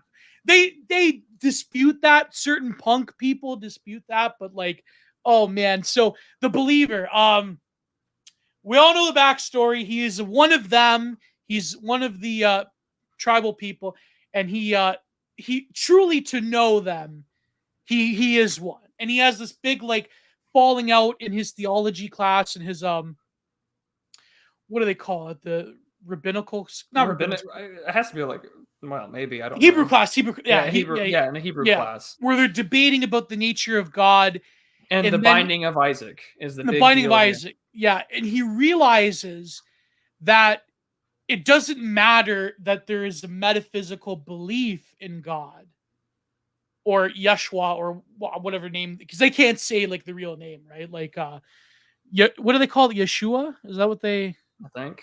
Yeah. But really, it's just like the formalities and following the law of that book. Can we say the T book? Can we say pretty sure. Talmud? Yeah. Like I think Talmudic, the Torah. The Torah and Talmudic law. Yeah. That it really comes down to, why do you think a lot of these people are atheists, but yet they still follow the rituals and the practices and the sort of him trying to grapple with the picture of the afterlife in this particular faith. Which we, and then in the end, we get to that. Yeah, we'll get to that. So, but before that, So the opening scene is like he's on a bus and he finds a guy of that certain persuasion, beats the crap out of him in broad daylight New York City, and then goes about his business. I see him, but I don't believe him. Yeah. But so then later he and his like, because clearly like he's the most decent looking one of this group of skinheads. Yeah. And they go to this like guy who's like giving like this sort of like collegiate style lecture on the necessity that's what I was talking about, of a certain mid-century ideology. And like basically this is NRX versus the Wignats. Like it's literally that. It's like, imagine if it's like literally. And then, no, that's the best. That's the best part. That's the best part. Is who's the lecturer? And the guy's name is Curtis Zampf. And it's played by Billy Zane, who was in every film at this time, every TV movie imaginable. Billy Zane is in it. That's my first thought. I was just like, oh, Curtis. I'm gonna write that down for parallels to making today. It's like literally the hyper podcast episode of with the need for with the need for a Curtis more and Boyd. fashy for the need of a more fashy worldview, and he's just and then Oh like man, and it was then so and good. then Like the anorexic, we want to be acceptable. We want to create an acceptable we're fascist movement. optics people. And then like Yeah, Ryan yeah. Gosling stands up and he's just like, no, we need to redact them, and then proceeds to go on this long Fed posty screed. And like Curtis is talking to like the woman or whatever her name escapes me right now, but like She he's was just pretty like, famous back in the day. She yeah, was, yeah. we were like, she was like, we said no to any of this like anti-Semitic stuff. We said no to that because we really want to do that here in America. Like this is not what the goal of our movement is. Like we have to be optically minded. And he's and she's all like, We well, we can't be have the to. Austrian painter 2, 3, Yeah, and we 4 in yeah America. yeah we can't be the Austrian painter. We can't have that again. We can't be them. And he's like trying to play in the court of the optics king. And she's like, well, I think he's got, she's like, I think he's got some interesting ideas, and we should keep him along. And that makes sense later when we find out that she is, an informant. Yeah, yeah. And then he falls in love with the daughter of that woman who happens to be a Phoenix sister. What's Yeah, her I forget her name, but like she's the little sister of Joaquin and River Phoenix. But so, and she kind of looks like, not exactly 100% white. well, she said Argentinian because like Yeah, that's where my grandparents went after. Like a lot of them went there after the war. I wonder what that means. Yeah, I wonder what that means. And And he just asks like straight up, "Were they Austrian painters?" Like, yeah, were yeah, they? yeah. And they have a moment of intimacy. And then she does this weird cuckold game with him, Yeah, and so I want to see you again. And then like he crawls up the window, and she cucks him. but then they have this like weird, like she teaches him the flame language, that he teaches her Hebrew, and they wanted to go to like traditional rabbinical dinner, and like they wanted to LARP. They wanted to prepare, for like Yom Kippur and all that, and to fast. And Yeah. So there's always this tension. Like this is why the film is brilliant, because okay, as someone like us who is in like these circles, it's subversion, right? It's Hollywood, whatever. But it's brilliant because it shows this dramatic tension, very similar almost to like Mordecai Richler when he wrote like Duddy Kravitz, how he was one of them, but he was hated by them because he like knew all of their like ticks and foibles and hypocrisies. And so he has this tension where he's flirting constantly with rabbinical iconography and with like wearing the sash, what's it called? They have a specific name for it, but he's always flirting with it to the point where it gets in trouble with his other skinhead friends that are like less IQ. They're like typical 90s, Tom Metzger skinheads. You know what I mean? Like, yeah, the stereotype, they American played the stereotype very, very well. Like this, yeah. The extras probably were also there for movies like American History X or Neonate or whatever. Like, yeah. And again, like American History X, the Neo Ned, and then this movie. Like there's just there was again that sort of like we talked about last week. There was sort of this mid-century painter hauntology of the 90s as they were coming to their end of history. Like, well, we defeated communism, so really now the only thing that we're haunted by is the Austrian painter. The Austrian painter. And then with proximity is this weird sort of irreverence towards, like, okay, it's kind of like those trashy erotic novels that were popular in that country in the Middle East with like the guards, of the Austrian painter. So it's like with proximity, there is an openness and an irreverence, but then there's a resensitization. So for instance, you in the early, like the late 90s, early 2000s, you could make movies like Neo Ned, like The Believer, where maybe The Believer, there's certain elements where like certain things slip that maybe they shouldn't have on the director's part. But nowadays, this would be unthinkable. The only close thing you get is Imperium, where Daniel Radcliffe plays like the most utterly ridiculous, like literal glow in the dark, like stereotype of like the neo-Austrian painter. Like you couldn't, like, that movie was so cartoonish. They didn't even have, like, when they're doing the book sale thing, they didn't even have Imperium by Yaki. The film is called Imperium. It's like it's like having the title, but you know what I mean? Well, Like, yeah. Well, I think it has to do a lot also with just well, Hollywood being stupider than ever before. yeah, but I mean, okay, we're haunted by this, right? Like in this sort of liberal democratic society where democracy is a laundered oligarchy. Mhm. We're all haunted by oh, Bush is the next mid-century German, oh, McCain is the next mid-century German, Romney's the next mid-century German, Trump is the next mid-century German. Well, Trump especially is like Francis was now going to be the next mid-century German. Like have all these things over and over. And I think that they've kind of devalued it in their hauntology, like just a tad, because you can't do a movie like this where if someone who probably seriously believes in these things is probably who would say those things, these are unmistakably like things you'd find in like a poll thread, right? Like, oh, you wouldn't find that today. It's the same thing when like Netflix makes their movies about that ridiculous series. I can't believe they got what's his face in it, Al Pacino, to do it. You know that one? Which one?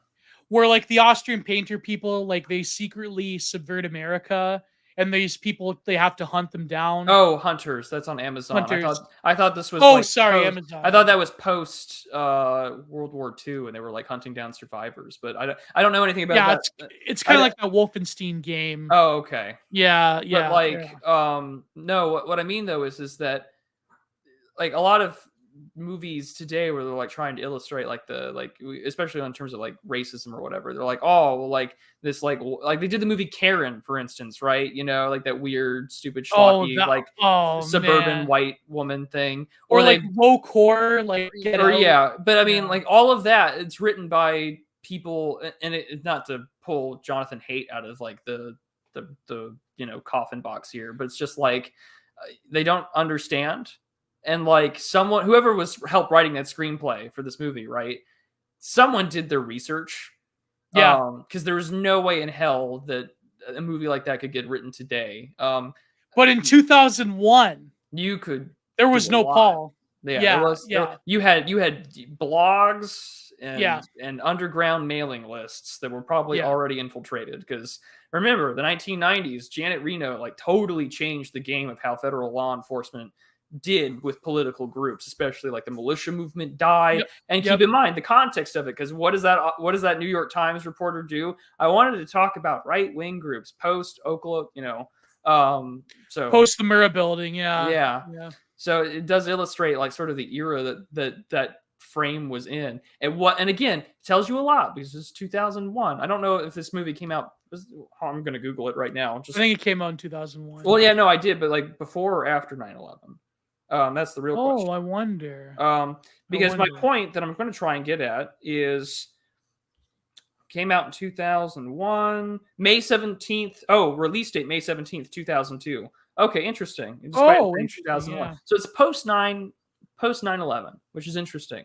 So even in the midst of our issues abroad, and even prior to 2001, you had the original bombing of the towers and other issues abroad. In 93, you mean? That was But that wasn't a spectacle against the global Islam. It was like. But what I'm saying is that you had clearly a foreign threat. Yeah. But of course, in America, the threat is always at home. Right. Right. Especially into the mind of like the revolutionary psyche of the left. It does not matter that America just like had its self-declared war on. Again, under the pretenses of the time and the rhetoric, like it's at war with like, radical Islamism, but it's like, no, the real threat's at home. And like you have the perpetual revolutionary mindset means that the threat is always at home, that the kulaks, can always, do something. Well, even Alex Jones, he was a visionary in the sense that he, I remember in the 2010s, he predicted it. He said that there's training manuals I've had access to that people who work in government have given me, where they outlined that the sort of, that the veterans coming home from Iraq and Afghanistan, that they would be quote unquote radicalized and that they would join like neo militia groups, white nationalist Yeah. So Yeah. he was 100% right in the sense that the demonization of veterans coming back, like, not, you know what I mean? Like, there was a time during Obama where there was this big fear of like the mostly white, mostly Appalachian veterans, the ones that weren't pogues, that were actually like frontline infantry, that they would come. Although I don't know, I mean, frontline infantry is kind of a weird thing in wars like Iraq and Afghanistan, though, because like, I mean, I wonder, like, the front line is not like truly the front line. You know what I mean? Like, it's You might want to just. I would say we should probably speak to a vet before we have any yeah. conjecture. No, but in Um, terms of like asymmetrical warfare, like, well, yeah, but I mean, they still encountered combat. I mean, especially the initial invasion, like yeah. '03. You know, when you're trying to take Fallujah and stuff like that. I mean, No, that's what I meant though. I didn't mean like. oh, I okay. mean that they. I meant it's kind of like Vietnam, where when you're in a war where you don't know where the enemy is and there's always skirmishes all the time. It's like even a pogue, like even an engineer, like a sapper, would have to like carry a weapon everywhere. Yeah. And like, And yeah. even So. even my father did, just even in a repairman like role, you know, he Oh had to, really? Eh? yeah. Did he? So Did he ever get in any skirmish on deployment or? if he did, I've never been told. Oh, okay. Yeah. No, So no worries. No worries. sometimes the mask slips and I hear some irreverently based things about that part of the world, but no, I don't get the whole picture. Probably never will. Yeah. But what's interesting though here, and to go back to the movie, is that the film tried to do a very interesting thing about these, like, you know, these fasci types having a lot more influence Yeah. than they actually did, because like and of course the informant woman, who's close to Curtis Zamph, brings Ryan Gosling's character, you know, Danny Ballant, to like this like New York Times reporter, or not just the reporter who was there as like an investigative journalist, but he brings him to this like editor of a newspaper, and he wants to like do his writings or whatever. He's like, yeah, your writings are good, but it's shit. You know, it feels real, but it's crap. And he's like, you have to, you got to be more, focus on this. And it's just like, well, this You have to doesn't cool it with sell. the anti-Semitic remarks. Yeah, Yeah. you have to, Yeah. but you have to, it has to sell. And then Danny Ballant's just like, well, are you one of them? And he's like, doesn't matter. Like, we're all here to like, We're all one of them now. Yeah, And we're all like, one of them now. but But that was so brilliant though, because it shows that even in dissident movements, there's this totally blackpilling realization that the world is operating under the pretense of like global capitalism, and like everyone's a sellout, everyone's a grifter, like kind of like Lauren Southern document. Everyone's a grifter, everyone's a sellout, everyone's trying to hawk an ebook. Like, I mean, one day I'm going to hawk an ebook pretty soon, maybe as soon as next year. But oh god, I'm gonna hawk a book in the end of the year. yeah. But the point being is like that was a moment, and how he even said, he didn't say it, the editor, in a moral way like they would nowadays with a film like Imperium. He said it purely from a business sense, Yeah. in an impersonal, logical, business orientated. Oh well, that anti-tribal stuff, that's not going to sell anymore in the world today. It's like, what do you mean? He's like, are you one of them? Like, and it's funny because Ryan Gosling did such a great job. It was his first major film, by the way, apart from when he did kid stuff like in Canada, like Are You Afraid of the Dark and Goosebumps. His first major film, he like sounds like one of them when he gets angry. He sounds like one of them. Like that. Me and my friend were watching clips of it, and he's like, wow, it's like, he's like, listen, I'm gonna sue you, tribal paper. The way he did it, like, oh, it was amazing. But then he's like, what? Are you one of them? Like, oh man. But you can imagine someone trying to get a publishing gig or working at a newspaper today, and it's just like, are you a Fed? Like there's a lot that has sort of transcended from. But what's interesting though is the Curtis character. Oh yeah. Because what's interesting is that the writers at this time, before the blog sphere, I mean, I know Curtis Yarvin at this time period was on like these obscure Usenet forums, Usenet stuff blog. Yeah. But you had to go and find like proto-reactionary ideals that weren't explicitly racialist. Like, because everyone at the time in the 1990s and in the early 2000s, we all they all knew about like the skinheads and American History X and Tom Metzger and David Duke and like, but you had to like really work to find this esoteria of right-wing thought at the time. Like, well, I mean, like you had to go out of your way to like the names that kind of people know nowadays, either because of the blogosphere or people just made them more popular. It's just like you really had to go out of your way to find like Willis Carto. You had to really go out of your way to Anti-Dem or Dem or the Institute for Historical, or like you had to purposely go out of your way to find those people, and then you also had to like purposefully know the fact that like, hey, like these guys are like being watched. Like you think Curtis was being watched at the time? Probably by someone or by money, Well, yeah. We what's funny? I was in a private. I was in a private lecture. Thad Russell invited me with Moldblog. Oh, really? And asked him, how'd that go? It was all right. I mean, it was typical like James Burnham stuff. But I asked him about Canada, and he, I think he knows who I am. But like, I was just trying to be nice, But I asked him about Canada, and he agreed that Canada is basically a fiction. So, yeah, it was pretty cool.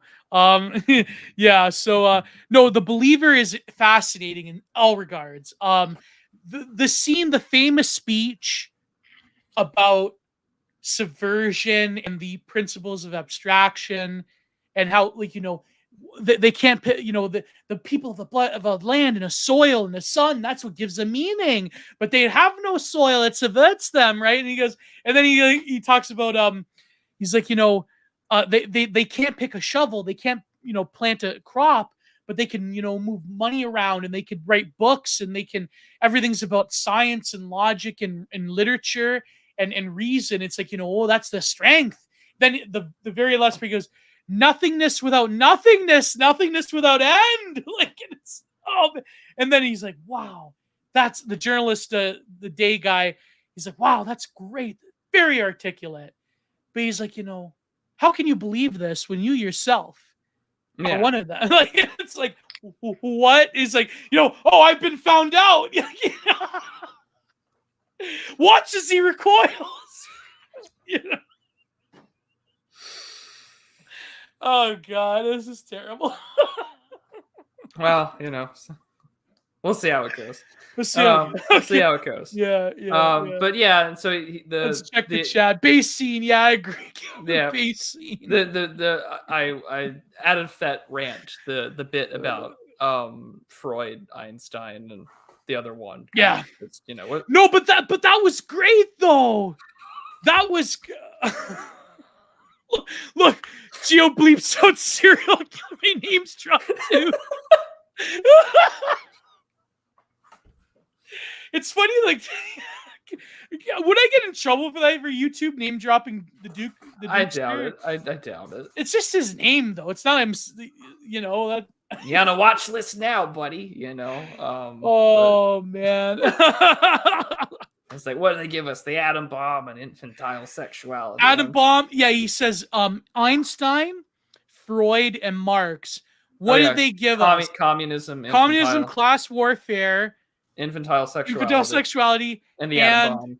The atom bomb. Yeah. So the abstraction, the pulling apart of tradition and rootedness. And he even says, he's like, deracination. Write it down. Deracination. And then it all gets flipped back on him. He's like, well, you're one of them. Yeah. Like, and that's when he says he's going to sue your paper and all that, trying to discredit me. Yeah. Well, of course, they're trying to discredit me. That's a typical. It's funny because it like intuits. It intuits the milieu of the right wing nowadays, where like if you disagree with me, you're trying to discredit me. You're one of them. You're a fed. Like you're. Yep. And even when he goes to the meeting with the skinheads, they like shit, they test him, right? Like they like, are you a fed, right? And it's like, it's hilarious. It's hilarious. So Prude, are you there, bro? Yeah, I'm here. Sorry, your camera was. Oh. Yeah. It happens like that on your end too for me, so just internet. Internet. But yeah, no, so from there they like find like that little like outskirts woods thing, like their little compound or whatever. And they meet other ones, and they like stereotypically just like get into it and beat the shit out of each other.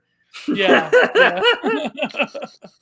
And it's just like, yeah, it sort of does. I can't believe they made him.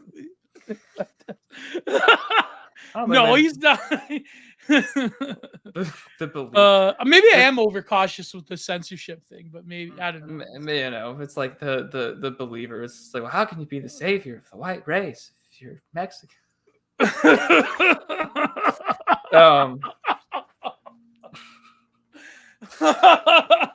Oh boy. There's enough Italian in him, but then that's debatable whether us Italians. Well, anyways, I don't know. It's the Mediterranean that's the real separation, but we're somewhere in between. Oh, there you go. But they have that moment, and he's like trying to learn how to, you know, use a fire. All your sort of stereotypical like 1990s fear of what the far right was like. They have their compounds, and they've got their guns, train exercises, live ammunitions, blasting caps, explosives. Yeah. And then they all get hyped up around doing it, and when it comes time to like finally do these acts, whether it's by planting, you know, explosive devices or planning to kill, it just doesn't. It doesn't happen. And we keep getting the flashback, and I think this also has a lot to relate, and this is where this kind of has a lot to this all these flashbacks about his time in like the theology class about the binding or the experience Isaac. of that one man and where he's like painter guard, but he's like testing, like he's like or debating with the teacher, and he's just like, well, really, I just think that the binding of Isaac is just proof about like God's power, and he's just like, God can do anything. He make you like kill your like the son that you love, and like, you know, Isaac's there, and like they're scarred for life. Their relationships on it, and then he's just like, don't say that. And he's just like, fine. And then he stands up and he does the typical like Reddit atheist, edgy Reddit atheist, like, well, you know, if he's real, he can strike me down. Thou shalt not tempt thy Lord thy God. But you know, he does it anyway, and it just kind of reminded me, this whole bit, like the film, especially with like the childhood meta narrative there of like trauma. Because the thing that came to my mind this entire time was just like that interview in 2017 with Jared Taylor, and like the everyone knows which one, where he does the whole, we were on our own, we were dying of our own homogeneity. But you know, she's trying to like psychologize him, and she's just like, well, you know, you grew up in Japan, you know, you didn't grow up in like a, you know, like a white country or whatever. And she's just like really trying to pin this down on some childhood trauma. And like what The Believer does, I think, like really well to some degree, is it tries to provide a psychological pathology for why people become the way that they are politically, and not by you know, that's what the film really does excel at. Is it's just like, at the end of the day, like these moments do cause you to sort of, and throughout the film he sort of reconciles and comes back to the faith. And when they're trying to desecrate, you know, the temple, he's like, he's really skeptical when they're trying to desecrate the actual the text, the Torah. You know, they're desecrating the scroll or the crowns, and he's just like, put that down. And you know, and he starts wearing the sort of the white tassel, and it was just, you know, he throughout the film, right, it was like, oh, he is now, as an older person, trying to, you know, work through this sort of childhood trauma. That's the thing that I thought about, was that Jared Taylor bit. I was just like, this is about childhood trauma that impacts young men, that leads them to down political paths. And it's almost a point where like The Believer feels like a after school special, you know, just a little in a political way. Yeah. But then he also like chooses self-sacrifice rather than like he overcomes like the ability to do something. In a way, he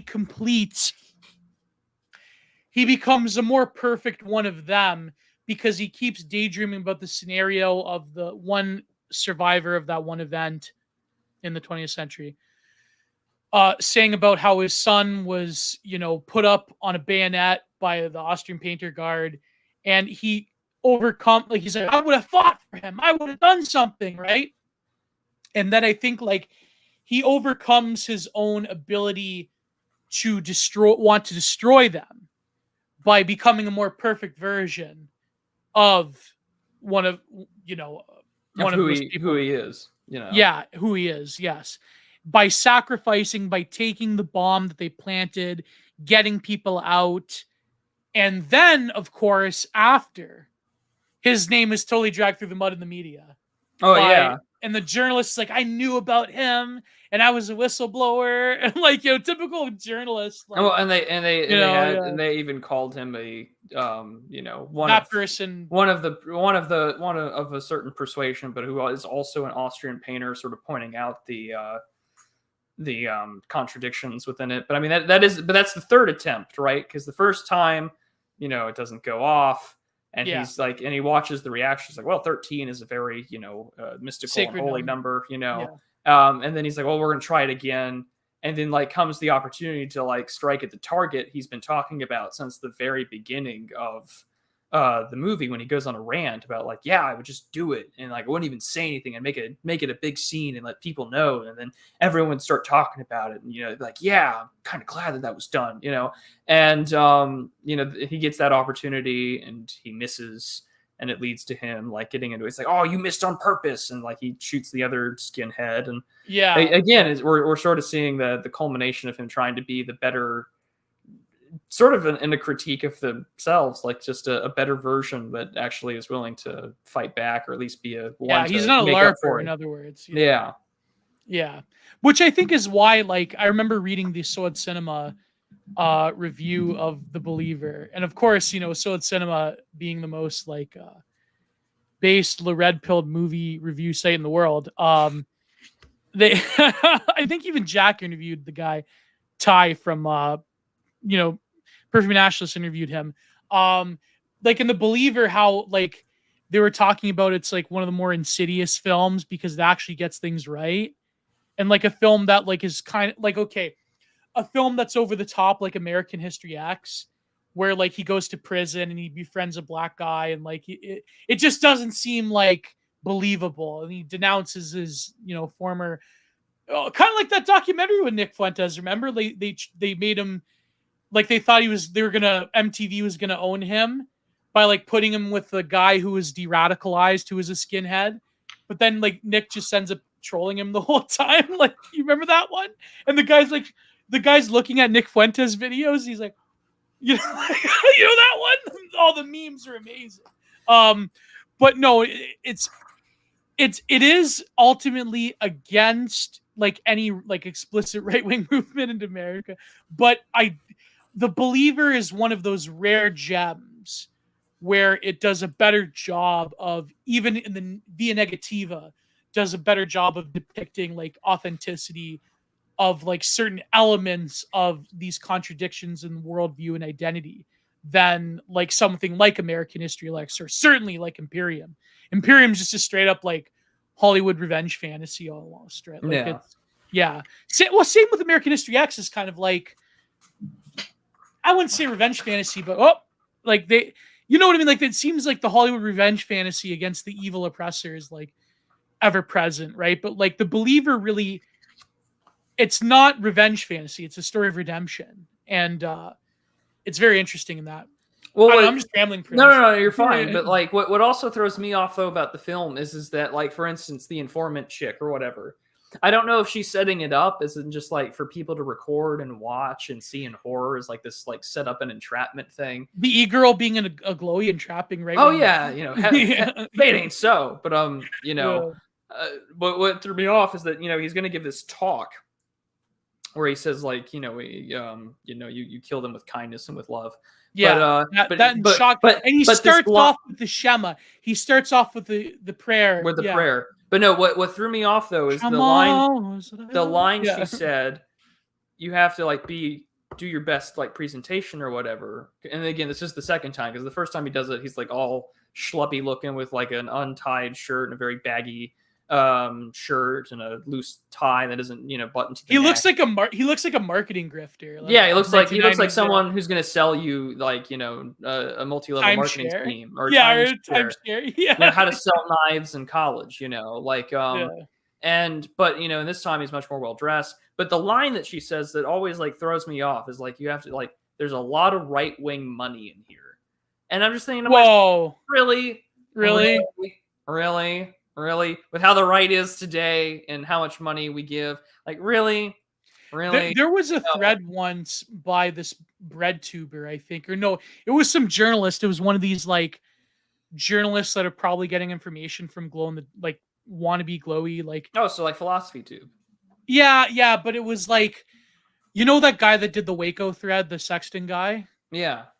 I think it was him, and they're probably in contact with the anti you know who's Ah. that smear people and dox people, and just there's a whole like ring of these people that are just terribly disgusting. And but he had this thread once, and I remember he said, I actually have a video on my Odyssey channel because I couldn't put it on YouTube about the Waco. It was some other thread. It was with the French Revolution. It was French Revolution. But he said this one about the modern right wing about there's millions of dollars. There's so much money in it. Like he's talking about people like Stefan Molyneux and Lauren Southern and Alex Jones and like typical like any e-grifter, like who's the big one? Cernovich?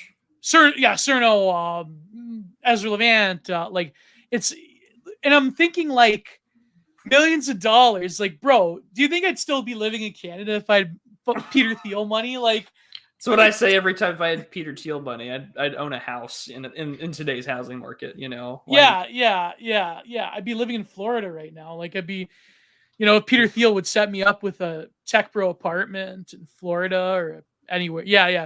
But like, the point being is that like like I think like it in a way it's like the left telling on themselves of like how they perceive yeah, the right. yeah. But I mean, at the same time, right, though, it kind of reinforces that, post 45 regime narrative, like anything outside the Overton window of like Yeah. conservative liberalism, even if it's offering something completely alternative, it's got to be, the next version of the mid-century Germans. Yeah. And I feel like there's a little bit of political archaeology that has to be like that's interesting here because like I feel like a lot of the right post 2015, like there's like a lot of political archaeology going on. Like they're trying to we're talking about people that aren't just rehashing the 20th century. I mean, when people are doing threads on like, Robert Filmer's Patriarcha, which is the whole reason why Locke wrote the second treatise on government when people are talking about any, writer that wasn't explicitly a part of the 20th century, like moral paradigm, it's interesting. But again, it doesn't matter if they're talking about monarchy or the divine right of kings or like what actual Grecian, Athenian democracy looked like with like ostracism and like, teachers actually shouldn't be alone with children in a way that seems compromising or lest they be ostracized and never be able to vote. Then, that always has to come. Again, it's the left telling on themselves that they are perpetually haunted by the mid-century Germans. Yeah. And I think like it is funny like how he projects like his own sense, like how these people that they create abstraction in the West. And sorry, I'm just reading a bit from the Sod Cinema. Yeah, go for it. Yeah, I don't think I can read it out loud. It's very like the way it's written, right? Being demonstrates the innate strangeness of being a tribal person and being a paradoxical religion where love and hate are not mutually exclusive because, as history demonstrates, those people thrive on hatred. As Bean's film mentions, there would be no that country in the Middle East without that event that happened in the 20th century. For brews would they would cease to exist without such hatred. This makes the neo-Austrian painter in a bizarre way the ultimate and most deeply devout. Oh, that's classic. That's beautiful. But no, I think like what's interesting about The Believer is that like okay, it is deeper in terms of like the actual content of like what the right wing believes, but in a way it is true like that as much as they talk about that, oh, these people are creating abstraction and they're like, using their subversion to like create this environment of celebrating things that take roots out of like people who do have soil and land and blood and like, but at the same time he himself is also like the ultimate LARPer because he cannot be that. by definition. By genes, by blood, he cannot be an Austrian painter, right? Like, oh yeah, I mean yeah, it's the bit where when he's talking about like rootlessness. I mean, he is the ultimate perfected rootlessness of it. You're yeah, so rootless that you are embodying and LARPing, and by the very thing that hates your existence. yeah, yeah, Um, yeah. and like so, as a way to correct that, we must find redemption and atonement by getting everyone out and blowing up ourselves. We must transcend LARPing, in other words, Yeah. and come to who you are. Which Yeah, gets to the end, nothingness, because yeah. it's a never-ending staircase. And it's his rabbinical teacher. Yeah, I want to And talk about that. yeah, he Whether that's keeps going up the stairs, going up the there's nothing stairs. up there. Right? He's like, there's nothing up there. But then it's like, it's the typical. I can probably say this on YouTube. It's like what the Benjamin writes about the Messianic project. Yeah. Like the Angel of History, like the Paul Klee painted.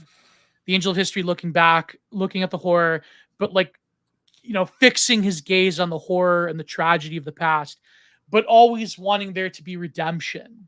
That messianic promise that has motivated a lot of thinkers of this particular faith to always want to look at things through this lens of like, well, there may be nothingness. There may be nothing at top, but I still climb that staircase in the film anyways. You still follow the law.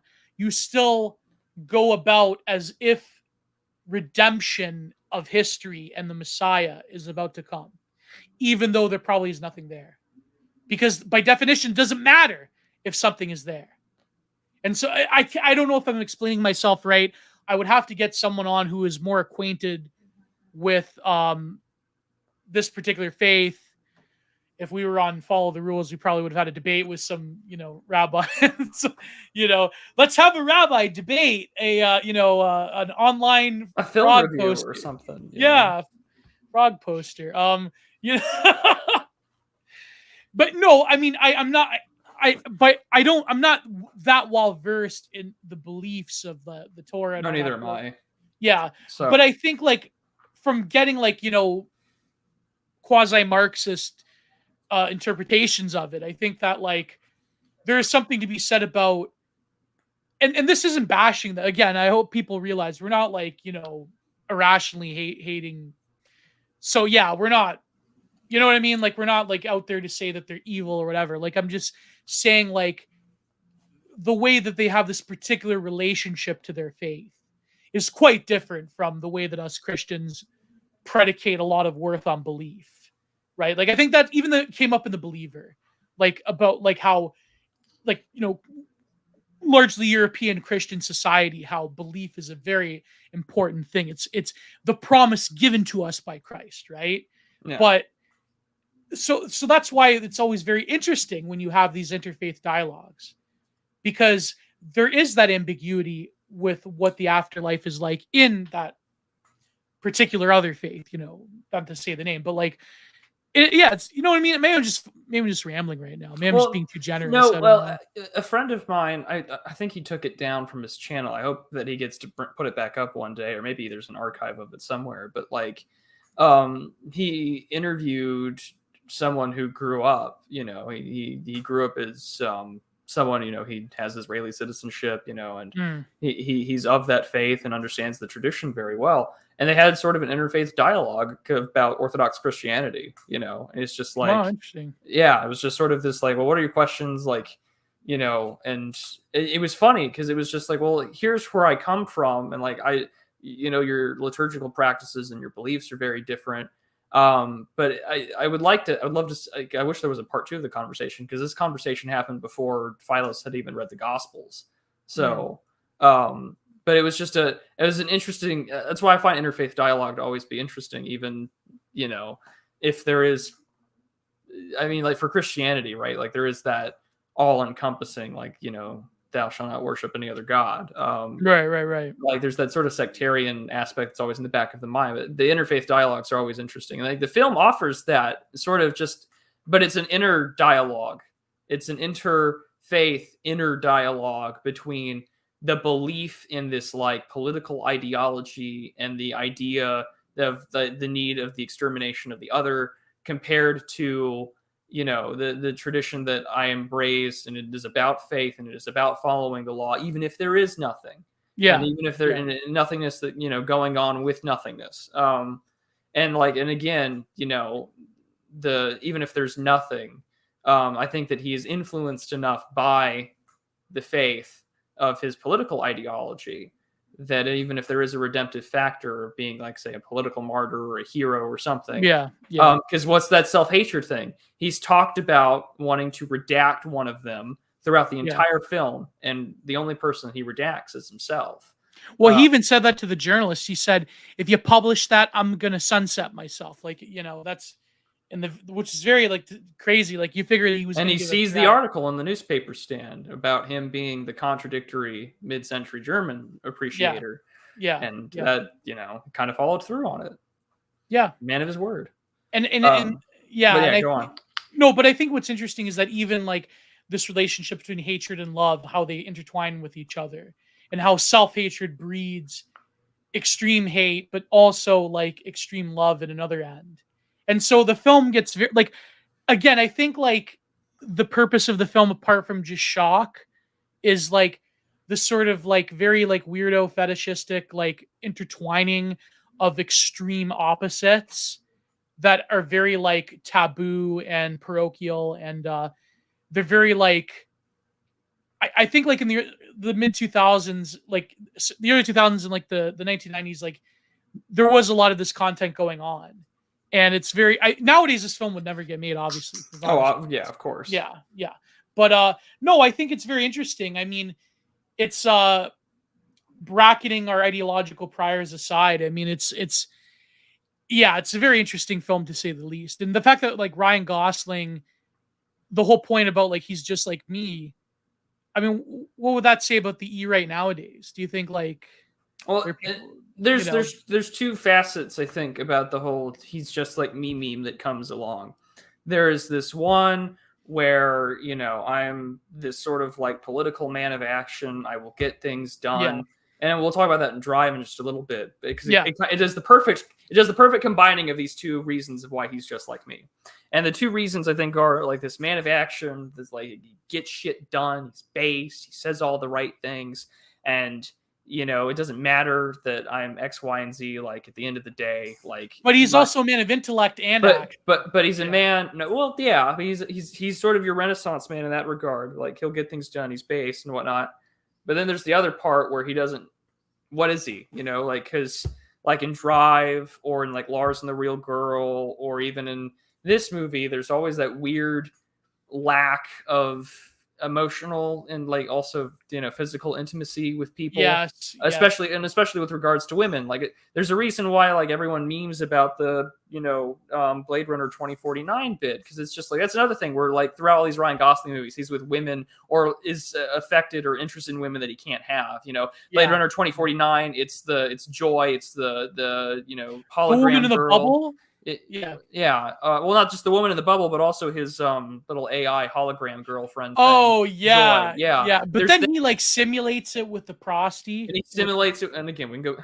That'll be in my review of her. That'll come out soon. yeah, He simulates it with the prosty, AI robot. the Yeah, AI robot girl thing. But, you know, and then there's Drive, clearly, for Carey Mulligan, and the yeah, and he's very, you know, doesn't talk much. He's got that weird little autistic side. Smile, Lars and the Real Girl, and in here he's got the thing with like the Argentinian chick. And even though she, you know, cucks him, she also, you know, comes back to him again. And there's a line that she says with him where he's just like, well, why aren't you with Curtis? You know, he's clearly, you know, bigger than me or whatever. And she says, there's a tragic factor to you. And there's a lot of tragedy, I think, in all of the interesting. Ryan Gosling movies that, you know, a lot of people meme about. And Drive, there's a tragic factor to it because he doesn't end up with the girl. He just feels something for a glittering moment. And, you know, then he's like off in this like disgusting world with the mob and crime families, and Yeah. and in The Believer, right? Like there's the just, you know, the seedy underground of skinheads and like, you know, neo Austrian painter aficionados. Yet at the same time, the only glimpse of a woman that he's ever had is a woman that wants to LARP as this thing, but to him, he Yeah. knows it's deeply personal because he grew up with it. And at the end of the day, that's who he actually is. Yeah. And then in Lars and the Real Girl, well, fuck, we don't get any real female interaction until the end of the film, despite him constantly interacting with women that are trying to take care of and sublimate the issue of the fact that this guy is emotionally damaged and whatnot. So very Longhouse again. Well, like, yeah, very Longhouse, Longhouse throughout all of these movies in some form or fashion. But what does that say about He's Just Like Me? It says a lot about men in sort of the 2020s and the 2010s, that not only just because every generation has their like male movie role model, because I mean, like, Morgoth had a fantastic Substack about Batman, how like each generation has a different Batman, whether it's like Michael Keaton or Christian Bale or this most recent one with Robert Pattinson. It's a generational reflection of the tone of the West, and especially of Western white men. Why? What's the Zoomer Batman like, Robert Pattinson? I haven't seen it. I would recommend that you read Morgoth's article.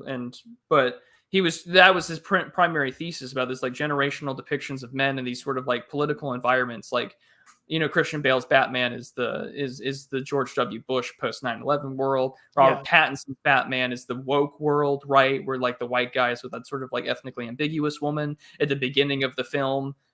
There's like, of course, we're talking about like the hate crime of the day, which stop Asian hate. But the woke version of it is it's the black guy that actually doesn't beat up the person.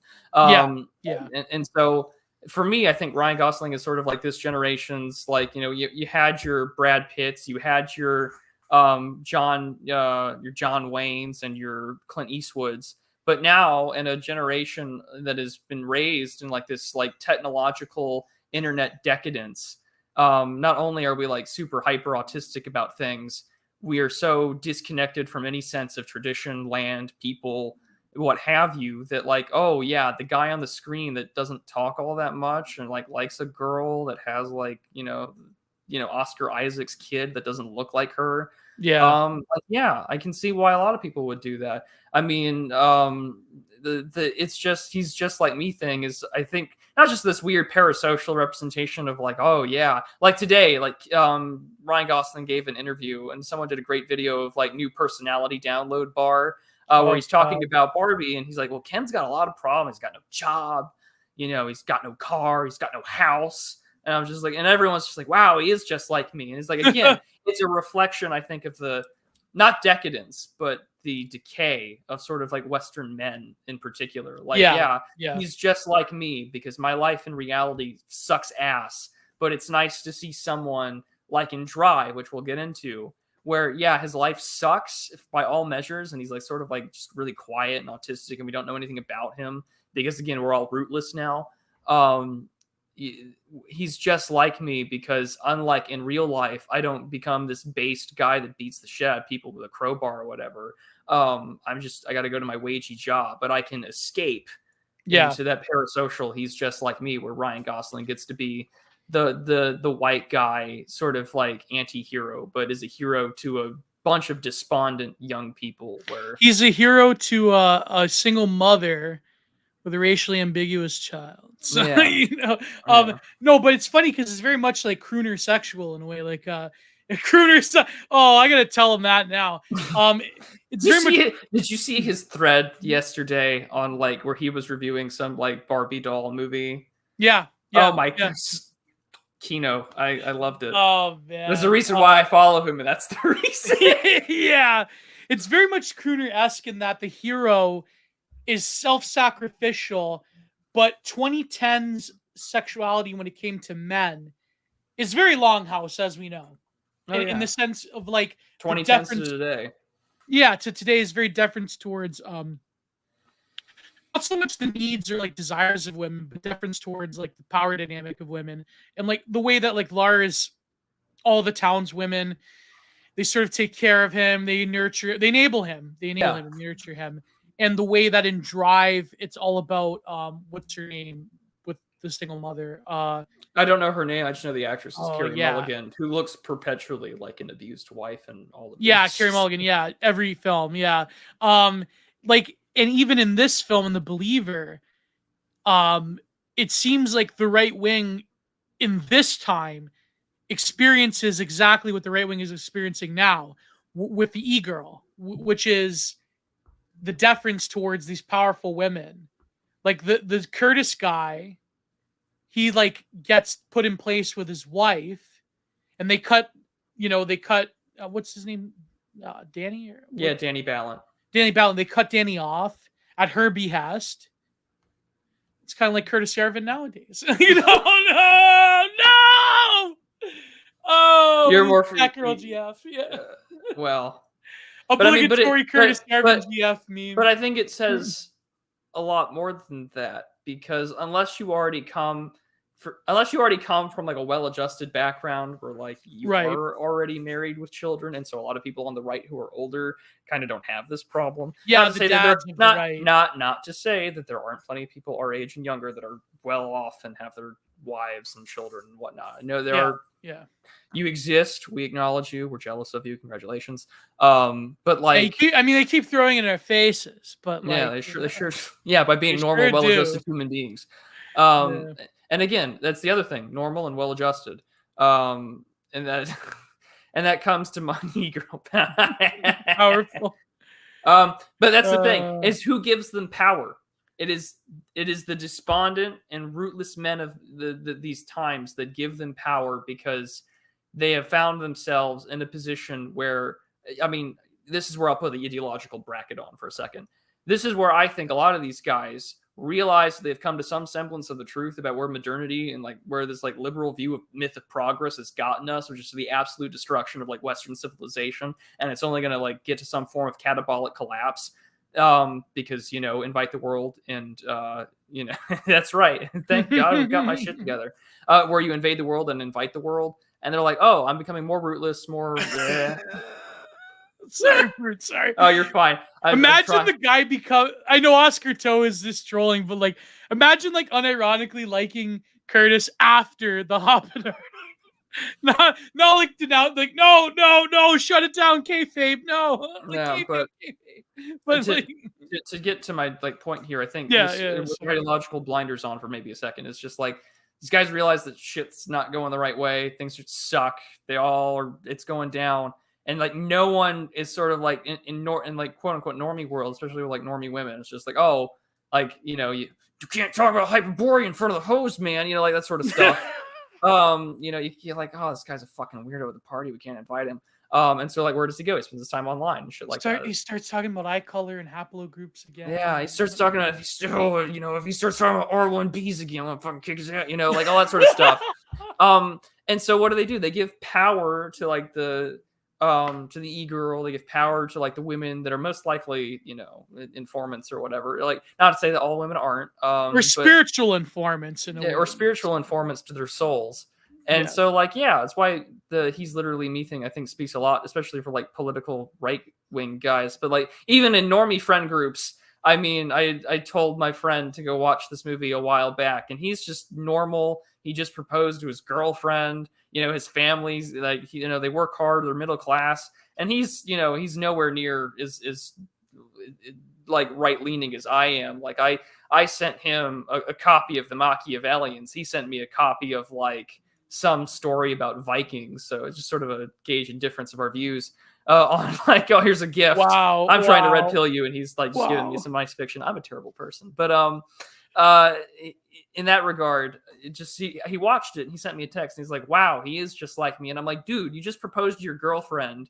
Like I mean, like, I love him to death. He'll probably be my best man at my wedding, but he's like 5'6", like he's half white, half Hispanic. He's like screwed on the height metrics, but he managed to he's going to marry a girl that is shorter than him. So, praise God. And, but I'm like, dude, your life is so well put together. Your life is so well put together. You got your job. Your girlfriend said yes to your marriage proposal, and yet you're still looking at this movie and saying, "Wow, he's just like me." That's stolen valor. With you? What the hell's wrong with you? But I mean, Drive 2011, the most recent of the three films. Oh, right. Finally, we get to Drive after 2 hours. Wow. Well, we said we'd spend about an hour on each movie. So. It's probably been an hour in each movie. But notice how, like, I don't know, maybe it's just Ryan Gosling appeals to certain films, but like it seems that there are, or maybe it's just trying to mine like themes throughout all of them. But it seems like, I mean, a lot of his films. I know you did the one with Guide to Culture. What was it called? La La Land? Oh, I did. Yeah, I did La La Land with Frody, and I will always apologize to Frody for making him watch this. But the reason why I like that movie so much, and maybe this is where I didn't talk about the he's literally me meme, but the reason why I find La La Land to have a like he's literally me theme with myself is just like love jazz. I've always had an artistic soul in my body. Like I have in somewhere in storage, I have like 2 or 3 boxes full of like notebooks and stuff that I used to write a lot of plays, but like.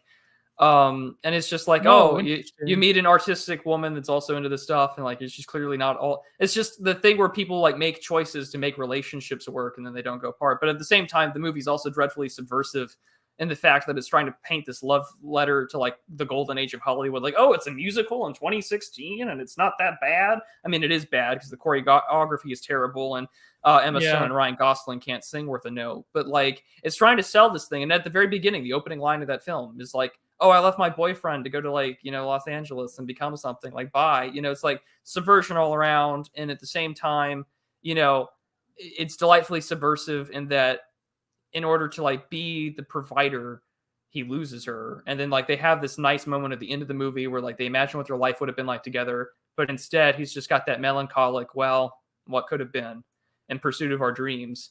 And yeah, and so it's just like I find that in a lot of ways, just like, well, what could have been, but so be.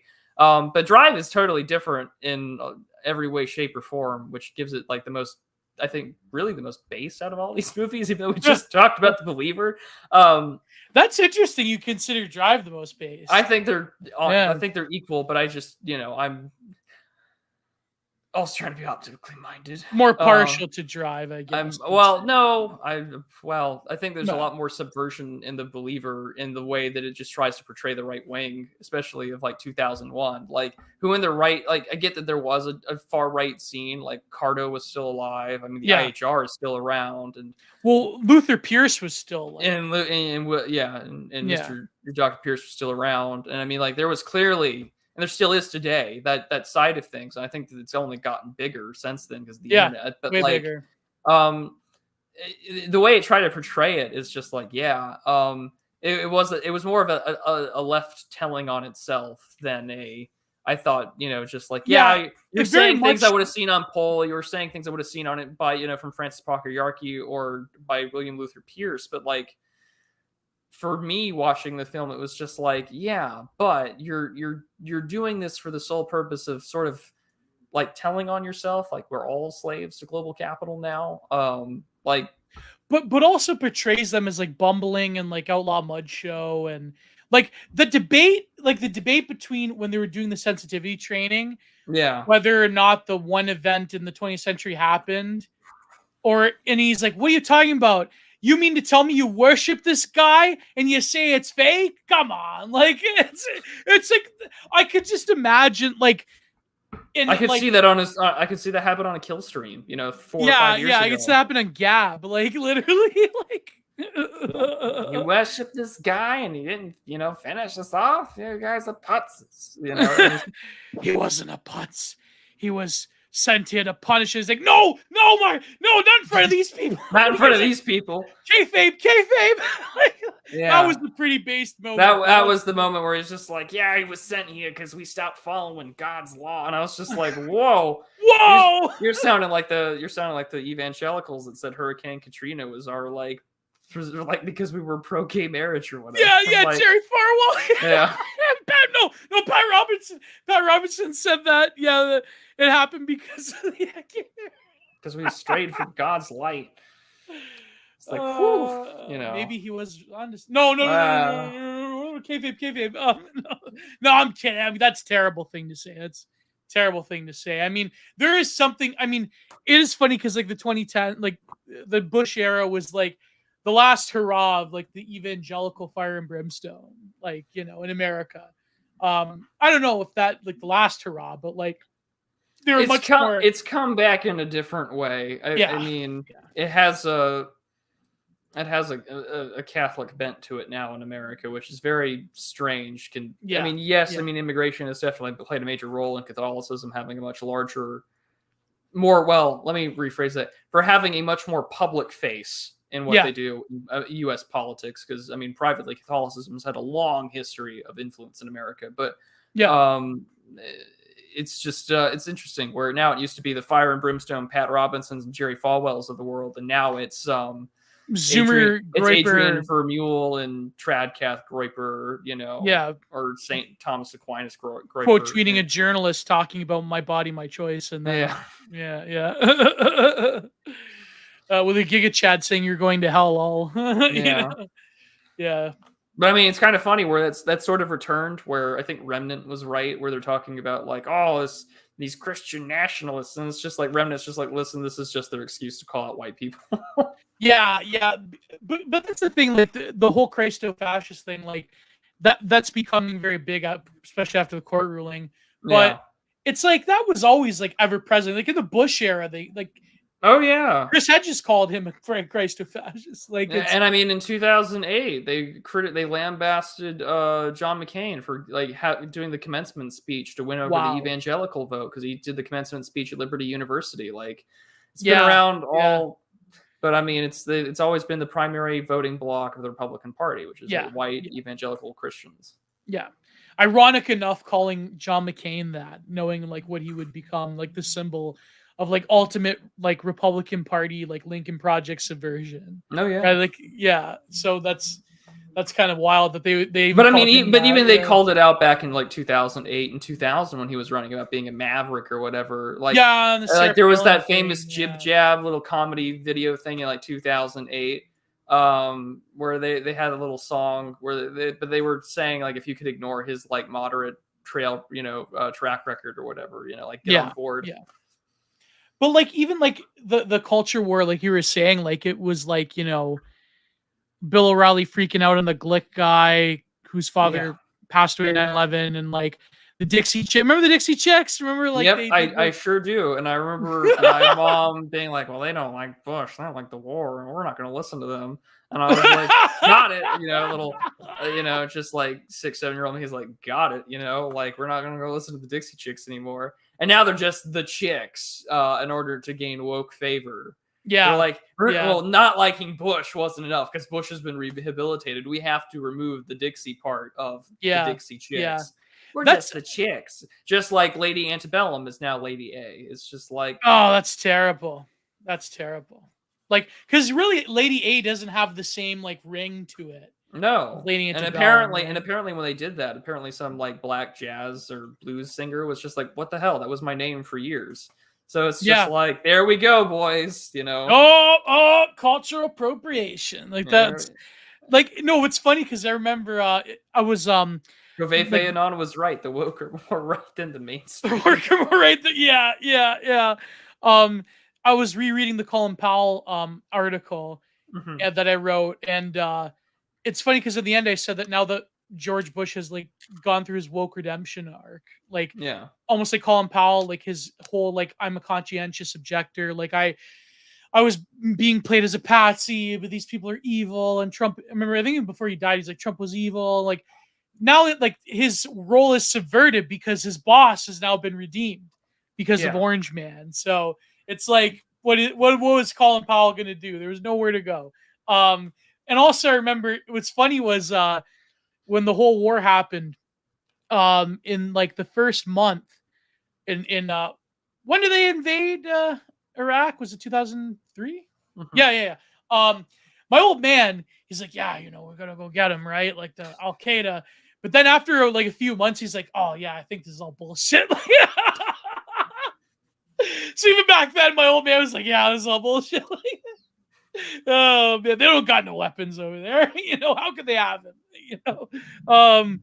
Man, that was a weird time though. Like, well, even I remember Scrubs did an episode on the war, and they, of course, like JD is like completely, clueless and idiotic, and he's like trying to like read up on like the Middle East for dummies or whatever. And then it was kind of funny because the janitor of all people like just kind of like lets the truth out. He's like, well, I think Bin Laden is in Afghanistan.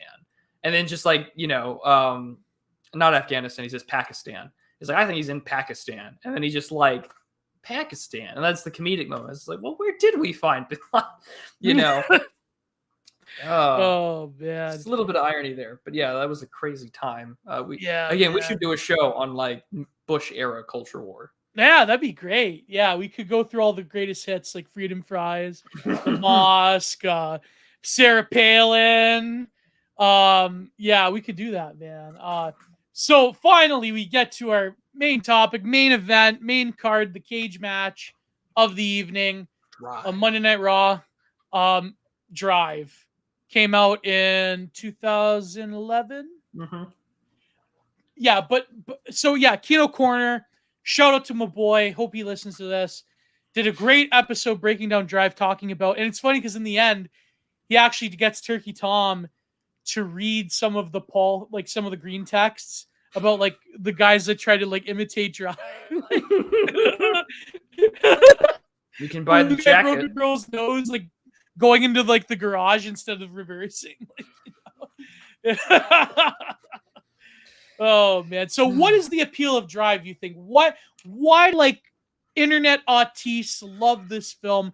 Why is it there's even like a bread tuber that like a smaller one that did a title. You know what the title of the video essay was? What? Drive, the movie that incels like. Literally, you can look it up. Don't look it up. I don't want to give the guys views. And for those of you, please, in the chat, just need those super. I'm not gonna say that. Yeah, please You're send better me. than that. Yeah, super chats. Send me your money or a manual typewriter. Your only hope for the future, right here in Giant Productions. Yes. So, anyways, why is the internet autist? Why do they love Drive? Is it just because of Gosling's character? Is it because he sacrifices for the single mother? Or is it because he gets to enact violence on a various mob members? I mean, what is it? Oh, I'm not to get all controversial here, but I think it's all three. Right. I mean, is Bryan Cranston the Malcolm in the Middle, right? But he did Breaking Bad, and he's also the guy who works the shop with a bad leg. I never watched Breaking Bad, by the way. I don't ever watched it. Well, if it makes you feel any better, it wasn't until we decided to do this movie that I ever watched Drive. So there you go. There you go. I got called out for being a faker or a poser because this was my first time watching Drive. I guess I'm a little more well adjusted. Yeah. The jacket recalls like the way he wears it. It recalls like the 80s obsession with like kung fu, or the 70s and 80s obsession with kung fu, but it's contemporary because of the Weeb thing. And that's another aspect. It's like this weird like throwback to like these guys in the 80s that they would like, they'd buy samurai swords and they'd go to karate classes. All ninja shit, all that stuff. Yeah, Bruce Lee movies. Like it very much was like of the time, like being like this 80s hauntology film, right? Like, I mean, there's people that write for Zero Books that have written about Drive. But at the same time, nowadays, in our context, with he's just like me, why would he have an Asian dragon, a literati dragon jacket if he's not a weeb? Like, you might as well just have a body pillow in the background, right? Like, it's, you might as well just have, I like to think that there's a guy just playing a real hero, and right next to him in the passenger side with the seatbelt buckled over is a sukkah. Is a little dacky macker of body pillow. Oh yeah. I know people have. I think, is that the girl's name from Evangelion? Asuka? No idea. No idea. Yeah, I watched her name. Someone tried to get me into it. I watched the first episode. I was like, okay, we're gonna try and get through it. I watched maybe halfway through the second one. And I was just like, they're being way too overtly like sexual to like this like young child who's like what 13, 12. And I'm just like, God. And I was told it's a deconstruction. I'm like, yeah, but I don't want to be this uncomfortable. Yeah. Oh yeah, Andrew Dice Clay was. Yeah. Oh. Little Miss Muffet, son of a tuffet, Hero, help me out, guys. Hero, help us out. Yeah, you guys are lame. Shut up. Yeah, listen, Hero, listen. You can't. Not all of us can be a weeb, okay? Like it's not it is a sukkah, yeah. But when I think of a sukkah, I think of the wrestler Asuka. I don't think of like the woman Asuka, but like the anime girl. But like, who's the other one? Who's the cool one in Evangelion? The other one that isn't Asuka? Look at Charlemagne here, telling on himself right now. Telling on himself. Can't believe you, Charlie. What are you doing, bro? Watching Evangelion. Anyway, no, I'm kidding. Well, I'll kidding. tattle on myself. I think Charlemagne and I have similar tastes where we both appreciate Steins Gate. Yeah. That I've seen. Listen, I kid. We love our weebs, folks. We love our weebs, you know. Well, without anime profile pictures, where would we be in the discourse? Where would the E-Right be without the anime people? Yeah, that's very true. True. No, you don't want to cross them. You do not want to cross anime people on. So I keep, I like to keep in good relations with them. So good relations with the weebs I have. Yeah. I have the best weebs, folks. Momo, Hero, Mo Bible verse. Like, I have the best weebs, Phil. I have the best weebs. The best weebs I have is part of the GeoCell army. I'm trying to think of other weebs I know. Trying to think. Censored Anon's into anime. He's not here, Censored Anon. Kron Kicks, you're a weeb, no? I think Kron Kicks is a weeb. Just checking out your chat and trying to name the weebs. Trying to name the weebs. Yeah, Cyber Ninja Zero is probably a weeb. He has weeb tendencies, I think. Yeah. Look, see, there you go. Hunter X, there you go. I was right. I have the best weebs in the world. Misato be the girl. What is Angel Eye? What is Angel Eyes? Angel Eggs. Angel Eggs, yeah. Oh, that's a good one. So I watched Redline. That was pretty cool. So like Angel's Egg kind of has like a biblical, like, flood connotation, but it's kind of like this, it's Art Nouveau. It's done at the end of the world sort of deal. Nice. You would really like it. I don't want to give it away because it's just like there's a girl, guy, giant egg. And whoa! Enjoy. Garden of Earthly Delight style. We can talk. We could do a show on that one. That one's really good to talk about. Yeah, we could. One. You know what? Is it a movie or is it? Yeah, it's a movie. It's a movie. Oh, I'll watch it then. I'll watch it with my best friend who watches a lot of anime. Not a lot, but like he got me to watch like Redline and that one. The time one where that woman, the girl, is like. He's like talking to her like after there was this comet in this town, this prefecture in Japan, and like he travels to it, but then she comes into his timeline. Oh my god, what's that film called? What is that film? Hero, help me out, bro. Watching anime without me, I'm hurt you. Yeah, maybe we could watch together, Hero. Maybe we'll set a data. The one, the timeline one. Your Name. Yes, thank you, Charlemagne. Your Name. That one was great. I like that one.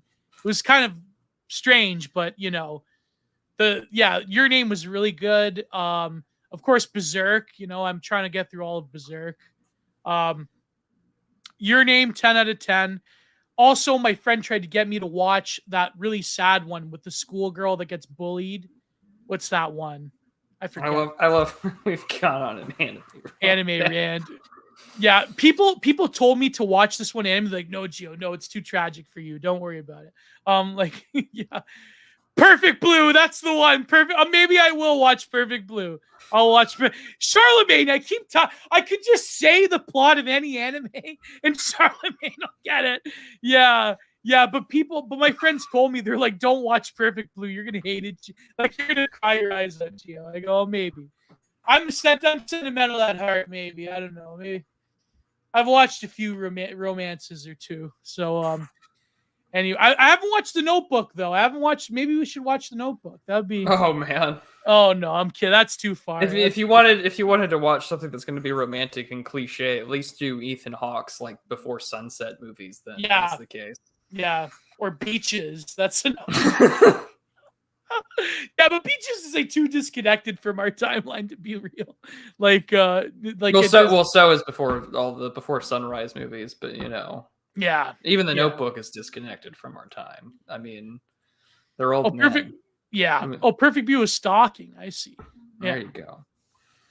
Slice of life genre is effective right-wing propaganda. Yeah, because it's the ideal picture of what you want. Wife and kids and perfect, beautiful anime women. That never take birth control and never would think about getting that 1%. No, Oh my God! What? I keep saying that.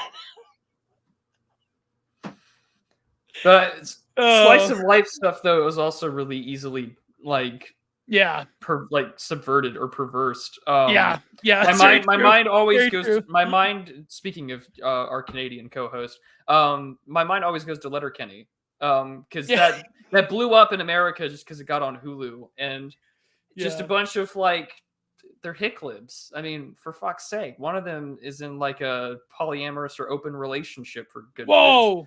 Yeah. Yeah, and it's just like, oh, Yeah, Grayson Quay was talking about the Hicklibs. Yeah, yeah, on yeah. Twitter. Yeah, yeah. And I'm just like, yeah, it's like this is the perfect sort of like slice of life, rural, sort of northern Canada kind of life, but they're all progs in some form or fashion. Yeah, that's Um, kind of like what Little Mosque on the Prairie was. Only they weren't like progs; they were like being subverted by the Muslim family. Like they were like becoming more tolerant and more multicultural as time goes on. But they would always have like the folksy like, oh shucks, he's still like a rural person. Like they would have the priest, the Catholic priest, that would like interact with the Muslim family. It's like, oh shucks, he doesn't know everything about, Islam. And oh that's like shucks, you shouldn't have to. yeah, yeah, yeah.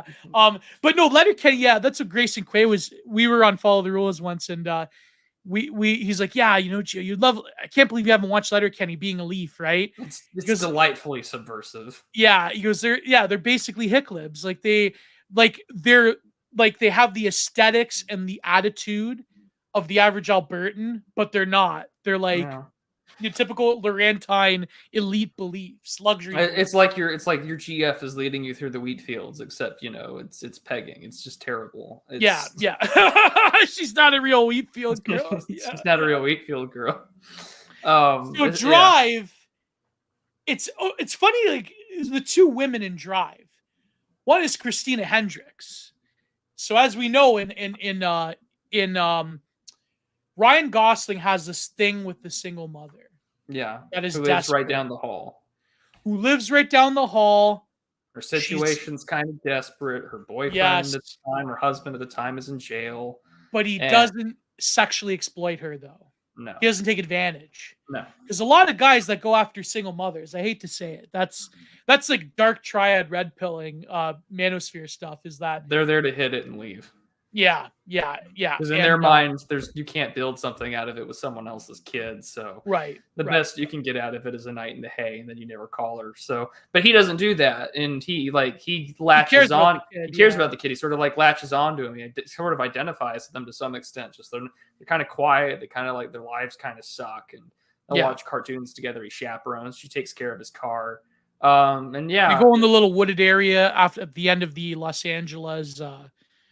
What do they call it? The drainage strip there. Yeah. With a real hero playing in the background, which is just a Kino song. The whole soundtrack is so fucking good. That itself deserves its own rant. But yeah, so you have Christina Hendricks who's kind of like in on it. But we should probably set the background. So like Ryan Gosling works in this like mechanic shop. He's a driver. He works as like a stuntman driver, and on the side he's a getaway driver for criminals. That's how the movie opens. And he has this deal where you have 5 minutes or else I'm gone. Whatever you do while you're there, you've got 5 minutes. I'm yours to do whatever you want. I don't do. And I don't care. I don't carry a gun. And after those 5 minutes are up, you're on your own. Which he, shows perfectly in the opening scene of the movie with his little, what was it like? The police scanner? With a police scanner and like the subject. Like, the Impala. The Chevy Impala. You're the most inconspicuous car. And of course, he gets it onto it. But and so Bryan Cranston is his sort of like his boss who runs the shop, who's his mentor, his father figure. Yeah, his mentor, father figure. His leg is fucked up, and we find out as to why later in the film.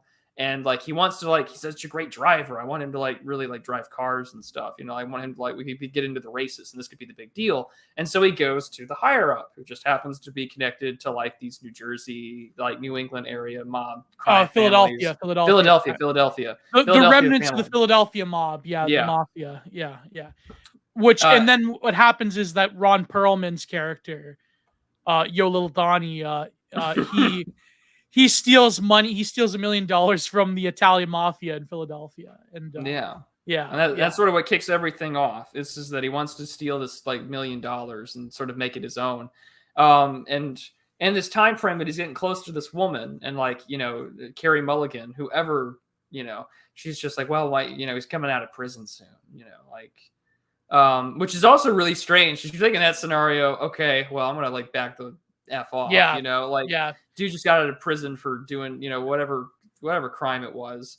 And theft. I think Grand Theft Auto and like assault, right? But anyways, he gets off. And very awkward, when he very gets awkward because he sticks around, he's just like, oh, this is your new friend, and like Oscar Isaac's like immediately sizing him up, like, and Ryan Gosling's having fucking none of it, and they have dinner together, and very awkward dinner together. And then he finds out that Oscar owes money, and he's just like, in order to protect the family, I'll do whatever I want, or I'll do whatever I need to do to clear that guy's debt so she and the kid are okay. Which is really crazy when you think about it. Like, you're willing to like risk your own life and your own future just for some random woman that you some random woman and kid that gave you a modicum of attention.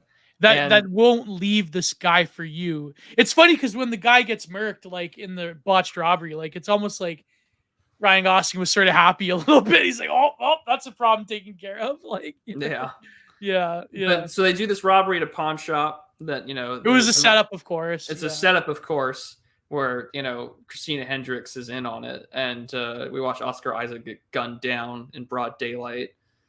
This was the movie that sort of introduced us to Oscar Isaac, because when they did the opening credits, it said introducing, or one of the two, with Oscar Isaac. And I was like, okay, this movie came out in 2011. He gets picked up for Star Wars, and the first one came out, 2015, right? But again, just interesting where people's origins are in this banger of a movie. And they're in that hotel, and the hotel scene, or the motel, is so fucking good.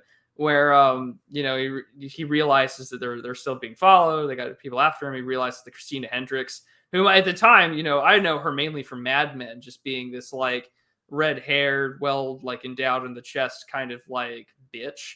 And now she's sort of playing this like really scared, fraught. And it's weird to see her in a terrified position where Ryan is just basically like, hand on the neck and everything. Like, you're going to tell me everything. And then all of a sudden she just gets her head blown off by a shotgun.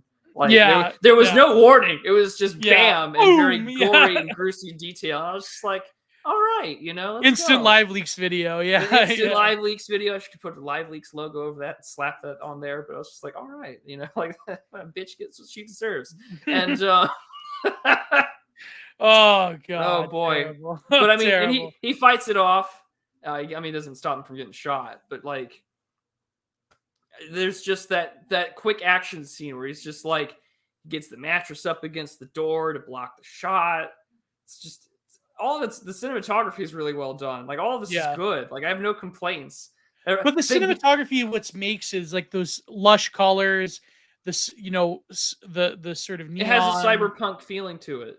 Yeah, the ocean in California, the reds, the lusciousness of it, like even the trashy hotel room is quite colorful with teals, and the teal and the white had a beachside kind of feeling, and then of course we get vibrant red.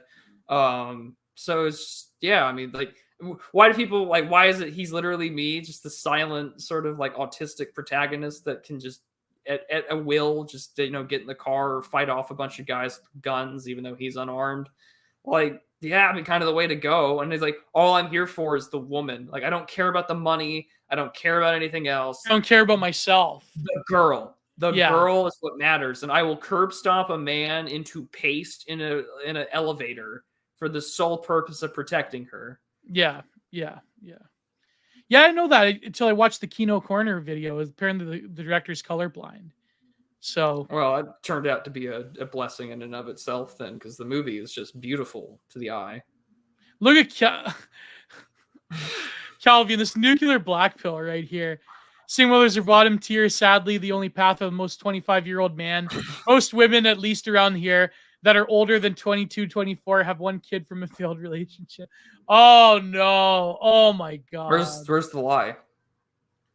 Yeah, where's the lie? I hate Where's the this lie term. though? The same reason why, like, oh, I'll just find someone to go to church or whatever, and it's just like, my friend, if they're your age or older, they're there to repent for their slutty past. But just keep that in mind. The ex-slut church girl. Yeah, That's some in good many such BPD, cases. you know what, right there. Oh, I'm sure she's got a drawer full of just like hospital grip socks to prove it. Oh Um, God. I wonder if Carey Mulligan's character had that issue, but um, Oh my and then God. but yeah, right, like beats the Yeah. brain out of that guy, and she just witnesses in horror, and she's just like, he's like, run. He revealed his power levels. He screwed everything up. Yeah. Yeah. He said too much. It kind of is like what other film was like that? Maybe I'm thinking of Taxi Driver, where like he revealed his power levels to that woman, and then like it just yeah. I'm thinking of another film like that. Like it scares him off, right? Yeah, you So. can't do that shit in front of the hose. I mean, that's sort of like but that's the thing about not being, because none of these characters that we've talked about throughout all three of these, none of them are well-adjusted men.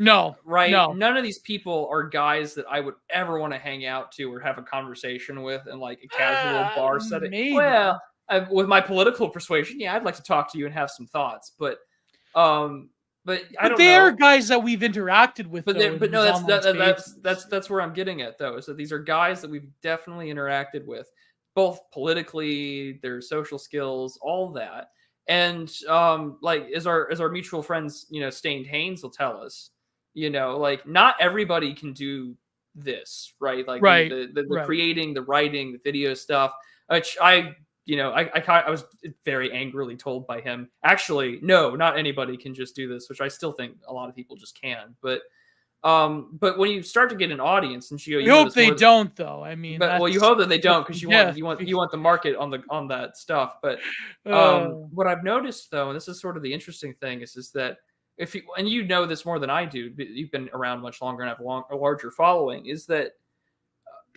you develop a like people will come to you for, like, it's the same thing that Sam Hyde gets, and Sam Hyde fucking hates it, where he'll get advice from people like, oh, where do I go to school? What about this girl?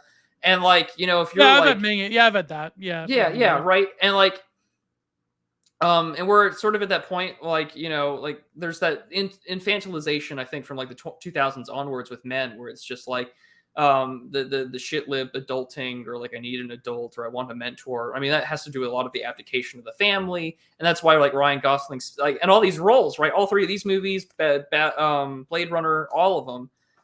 He's literally like me, because in some form or fashion, these films reflect some sort of archetypical fucked up tick in someone's brain that has sort of made us the way that we are, because we're all sort of children of the ashes. We're all scarred by modernity. And like, even the Notebook, I'm sure, has someone out there on like this like weird internet space. They're like, yeah, he is literally just like me. But like, the reason why I find it so interesting is because we've all encountered these people. We all know people that have said he's literally just like me. The reason why I find it to be so interesting is because we've probably had people come up to us and ask us for advice, or talk about their own problems. I remember, I'm not, and again, I say this with full anonymity, I'm never going to dox anybody, but I remember getting a message about like, well, how do you like improve your conversational skills? How do you talk to people? Why is it so easy for you to just like rant and rave about things? And I'm like, well, I wasn't always like this. I did like debate and speech in college and in high school, like, it's like, we're all, but you realize in this split second, oh fuck, this is where the lefties are right sometimes in this critique, when they say you have a responsibility to your audience. You're like, oh fuck, I do have a responsibility to my audience, because I can't be like Patrick Bateman in American Psycho. I can't be like Ryan Gosling in Drive, because it's just like, none of the stories end well. We find them cool because they're sort of these like sociological anti-heroes to the decline and decadence of our Western world, but ideally, yeah, we're clinging after crumbs, because a lot of these, maybe, I'm going to try not to go be black-pilled here, but maybe for a lot of us that feel like we are children of the ashes, like we are these guys of the modern Yep. world. Yep. That, you know, maybe the Carey Mulligan type with like some damaged goods isn't all that bad, or maybe She ain't all that bad. well, I mean, Carey Mulligan was an attractive woman when she was younger, but I mean, like, yeah. or, you know, maybe securing my dream of, you know, hawking my grift book or whatever isn't all that bad, because, like, you know, that's my dream. you know, even though I can look, you know, at Emma Stone and like La La Land and recognize, oh, what could have been. I think that there is that sort of like dissident, reactionary, sort of like the men that modernity has chewed up and spat out and said, you're not progressive, you're not our hick libs, you're not our shit libs, you're not our blue check marks, you're white guys that want to be something else. There's no need for us. So here are your role models, and maybe in some way this is on purpose, but, you know, here are your role models. These like schizoid, you know, hyper violent, you know, men that want to revolt against the modern world, and like sacrificial, but yet quasi nihilistic. That's the thing about like a lot of like white men in media these days. What's your redemption? Sacrifice, and that's it. There's no happy ending for you. Yeah. Most Gosling films are like that. I mean, Blade Runner, he dies at the end. You know, spoilers if you haven't seen a film that's a few years old now. Like, you know, in The Believer, he sacrifices himself, and keep in mind that I don't think Ryan Gosling passes the early life check. He's Canadian born, but correct me if I'm wrong. And I mean, I wonder. I think, I don't think he is, but in the time, the tick, what was it called? Ticking Time something, like where he's the psycho rich kid. Yeah, that ends up murking that woman. Yeah, like he doesn't sacrifice there. He's like a pure psychopath. But I think like Michael Pitt, like does him in or something. I forget the whole. And the same thing. And the same thing with Drive is that it's left ambiguous, because like, dude, you just got shot with a knife. That you're probably gone. You lost a ton of blood, but you just drive off into the road. You know, like, did you make it? Did you not? That one has somewhat of a ambiguous happy ending. But there's also a fatalism, because the mafia boss, like the boss guy, what's his name? Forget his real name. He tells him like, your life is over. Any plans you have is done. You'll always be looking over your shoulder. Yeah. Yeah. And then he tries to kill him anyways. Like that's, yeah. So it's very, very interesting that way. Like he's under the auspices of not having a life anymore for this random woman and her single kid. Like that's, but he's okay with it. Yeah, he's okay with it. He's okay with it because she's safe or whatever, you know, like that's what matters. Yeah. So it's not Sisyphean in a way. It's not like total like Camus absurdism. There's a purpose for it. It's something that men of a particular European stock used to be, you know, comfortable with, sacrifice. But that sacrificial act. What does that mean now? What are you sacrificing it for? You know, that's the real question. You're sacrificing it for a single mom with a kid that doesn't look like you. You're sacrificing, like even in Blade Runner, you're sacrificing yourself because you're not the child. You know, you're not the byproduct of a human replicant relationship. Instead, you're buying into what other people have told you, that to give your life for others. And again, there's also some subtle Christian undertones in Blade Runner. To give your life for others is like the most human thing that we can do. You know, to lay your life down for your, you know, but like, it's just interesting in the way that he's literally me, is that we get to enact these nihilistic, fatalist power fantasies, but it's also coped with those social quips that are so indicative of like modern young Western men. Yeah. And that's why I think like perhaps there is an unconscious undertone of like the modern Western, like internet dwelling white man in particular, maybe not just white, but like other men, like obviously men in general that are on the internet. There is like the sense political persuasion, you know, of a certain political persuasion. I think identify with this film because not only is it like sort of a wish fulfillment thing, but like you're saying, it's more of an unconscious recognition of our state.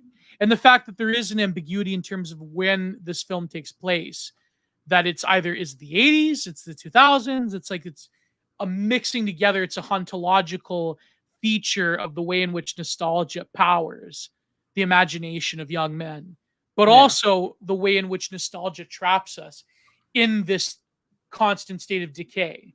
And the fact that it is in Los Angeles is like the perfect location for such a film. The way that the sort of small town longhouse of Lars and the real girl is perfect for like the Midwest, with that sort of like Prussian socialist vibe that, Spengler talks about. Like that reverts into a longhouse. But this is different. This is like the sort of sunsetting of the young, largely European man.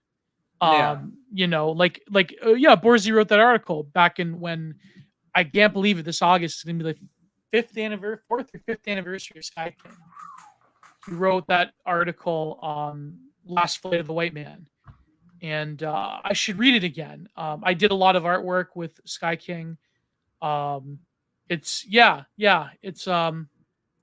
I think like Drive has that same sort of fatalism.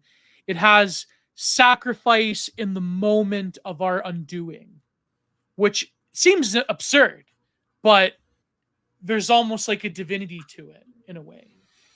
Yeah, like the hero goes out into the sunset sort of deal. Yeah. I mean, that's how Drive literally ends. Is that our fabled hero waiting for a chance? Yeah. Almost in a Germanic sense, waiting for the call for the sword to be reforged. Like he Right. drives off. But we know that the world cannot create that reforging of the sword, but he does it anyways. Yeah. Right. Because that is his destiny. Yeah. But then it's like that's sort of fatalistic in a way of looking at it, but but also like we talk about like in the political right, we talk about like in the online right, we talk about how our instincts are hijacked against us. Oh yeah. And how our own, like, for example, like the Christian conservative like thing around like being like super deferential and chivalrous towards women, even though nowadays like most aren't worth it. Well, also like evangelicals, I think it was Commonwealth that talked about this, like back in the day, like how they'll like freak out about little things like manners and swearing, right? Yeah. But when it comes to like big issues of belief and political persuasion, like the churchian, like even like evangelical or Baptist Christian will like let things slide, including like very deeply moral issues. Yeah. But but you can't swear though, and you can't especially in front of a lady. Like it's very like that was the thing that Family Guy had tried to make fun of when the show first started. Yeah.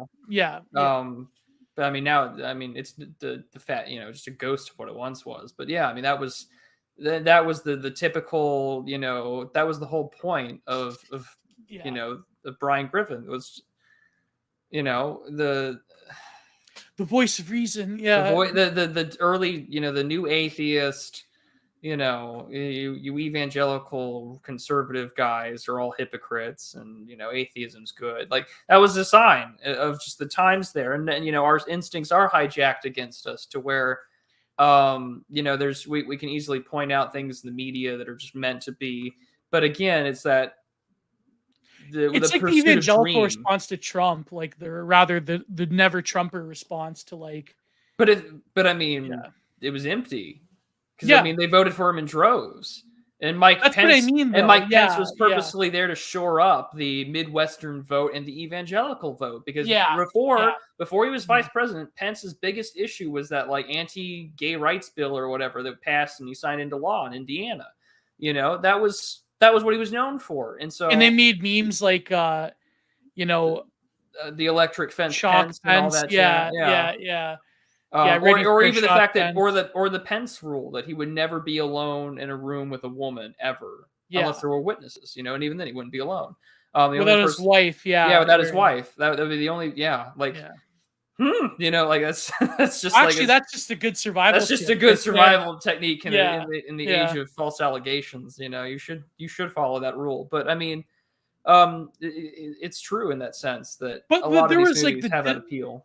Yeah, but like the discourse, like the sort of leftoid concern trolling of the evangelicals, of like, oh well, Trump is evil and he swears and he's a womanizer and he's And this the and that. Billy It's like, Bush tape, the man. Billy Bush tape. Like, aren't you hypocrites? I can't believe like these blue and on like resistor like people on Twitter. They were all like, you know, the hypocrisy of the evangelicals, because like the evangelicals represent like the classic like conservatism of American life, of like white Anglo Protestant Saxon, you know, like they were like the last remnants of like the Bush era conservatism. And now that they haven't been brought, like what, like I could never understand that particular concern trolling, like as an aside, because Trump basically gave the evangelicals what they wanted, which is to overturn you know what. Yeah. After 50 years, Trump did that.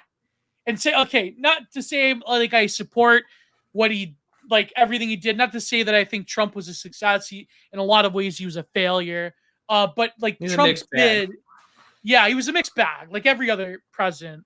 Well, except Obama, but like, or except maybe Carter. But well, Carter was all decent, but like, you know, but like, you know what I mean? Like, except for, Yeah. well, except for Brandon, I should say, even Well, over Obama. You know, yeah.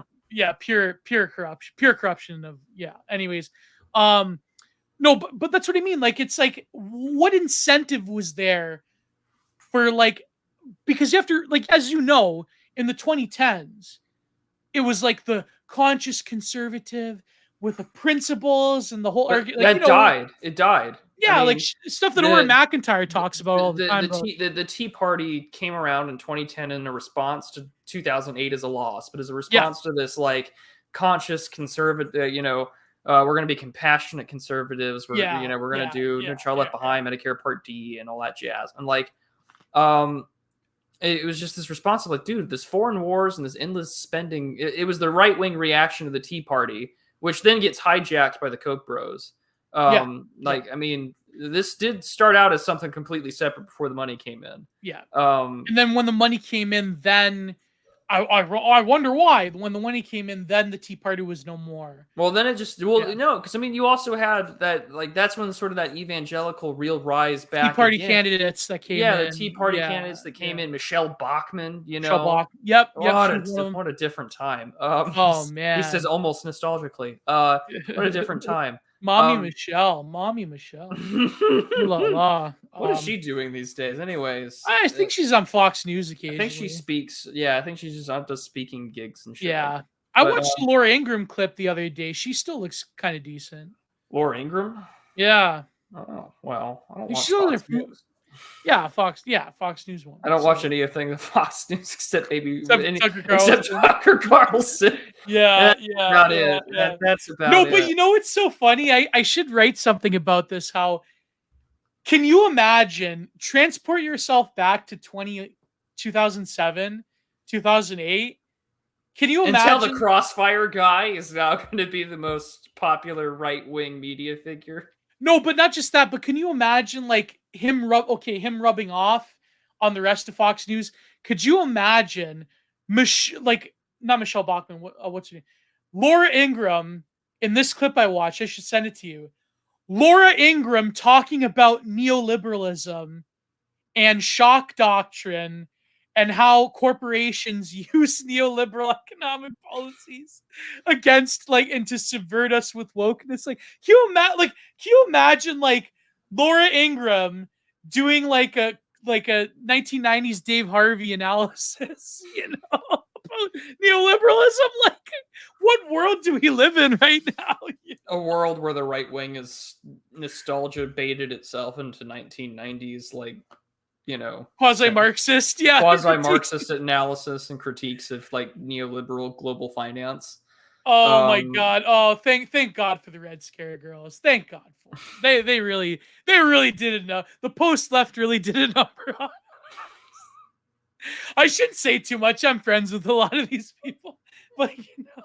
But that's sort of the divide with this like new right stuff. It's just like, you know, when others are going to say like, oh, we're like traditional, like we're trad Leninists or whatever. Yeah, we're It's just like, Islamo-Duganists. Yeah. yeah, or whatever weird offshoot. It just reminds me of like 2015, 2016. It's like, well, we should, you know, like line up with the Muslims because that'll own the libs. And it's just like, I agreed with that at the time. Yeah. oh, Go okay. ahead. But well, at the time, but like, it's just I don't know. We could probably work with some of them. maybe, but I'm gonna press pretty trad. giant X to doubt. Just because you're an American prude. That's why we didn't go to Iraq back in the day in Canada because of Chrétien. So it's no, I know, I understand. Oh, I was thinking more for sectarian reasons, not because. No, I mean I'm a bit more deferential to the Muslims than most people in the right? But like, yeah. It was go ahead. I ruined your point. So no, you're fine. I just think that the whole like anti-Islam thing wasn't like. I think a lot of the issues that I think people raised with it kind of gets lost in the milieu of like 2000s era of like anti-Islamism. Yeah, as a reaction. I think that there's different. I think that a lot of the things that we might agree on, I do think that the more religious aspects, I think, would overshadow the areas of agreement. Yeah, true. Because like at the end of the day, like even in the UK, right, where there is so substantial like Islamic reaction to like wokeness and stuff. What did that?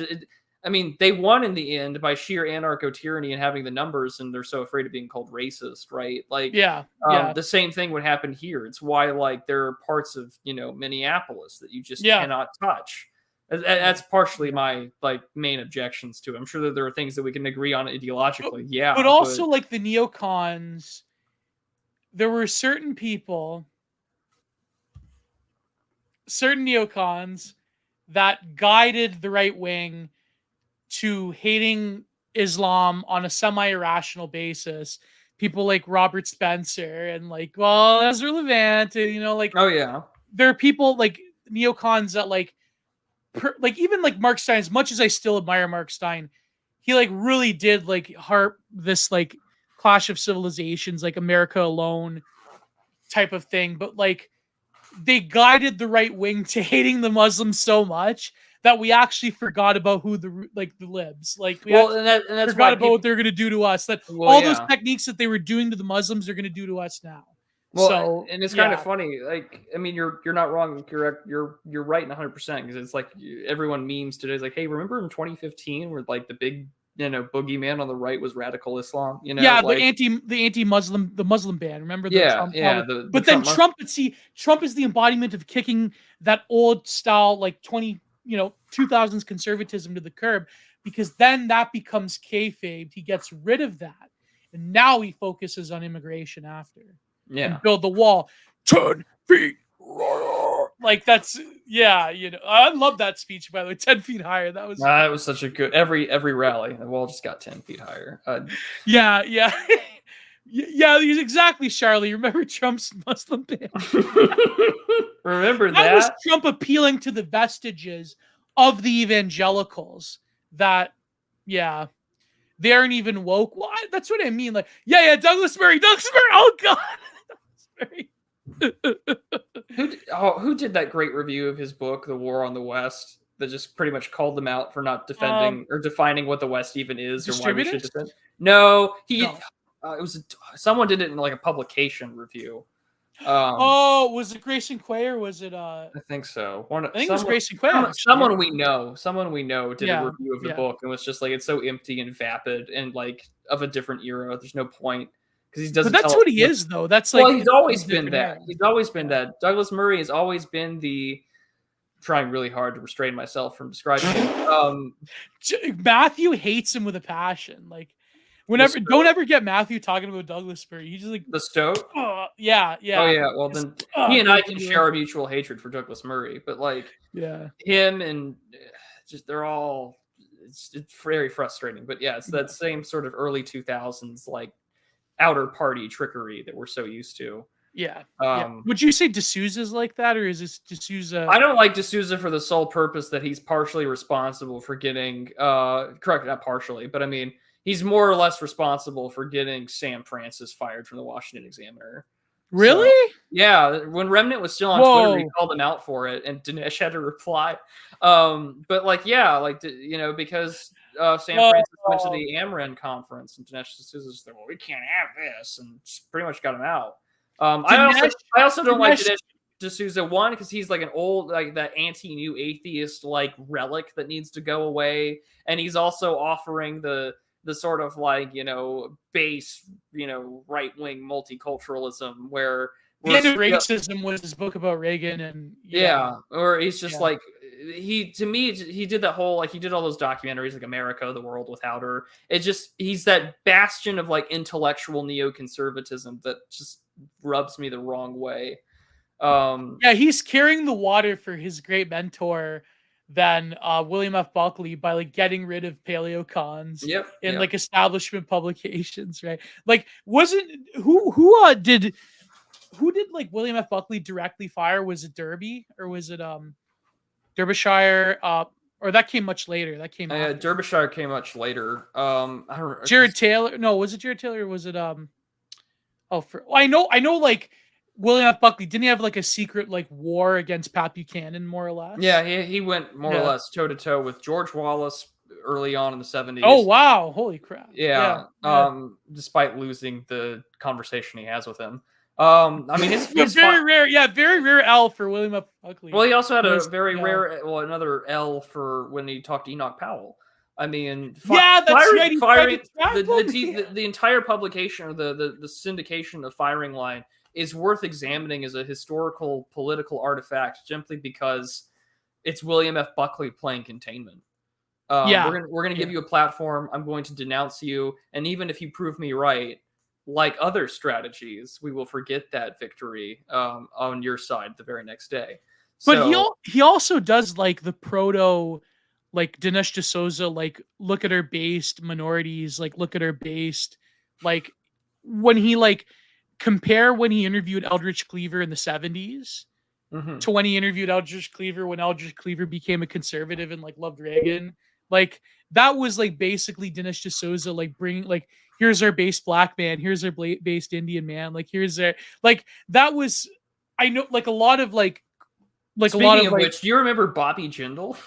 Oh my God, Bobby! Oh man, what's he up to these days? Yeah, what does he do? He was a part of the Never Trump thing. Remember, like he ran for president. I think he was part of the Never Trump thing. He was like a Rhodes Scholar and a governor of some southern state. Like, we all thought he was based for like a few seconds right there. Oh, everyone does for a few seconds, and now it's kind of funny that I'm looking on the other side of the pond and I'm watching the Tories do the same thing. Oh God! Who are they going to put there? The Tories. I mean, it'll probably be Rishi Sunak, probably. I mean, Rishi. Ready for Rishi, like ready for Hillary, Like they're not an imaginative crowd, these establishment types. You know what's funny is that Stout, he's never voted ever for the Tories. I go, yeah, but Stout, you're probably more to the right than like, the Tories. He goes, yeah, Corbyn, but these people... at this rate, Corbyn should have won. Yeah. He's like, no, but you got to realize the Tories, they're hypocrites. They hold a boot to the throat of the right, and like they're always like snobs and hypocrites, and they always screw everything up when they get in there. And I go, yep, you're right, 100%. So he's like, he goes, yeah, you're right. I voted for Jeremy Corbyn. I go, what? You voted for Jeremy Corbyn?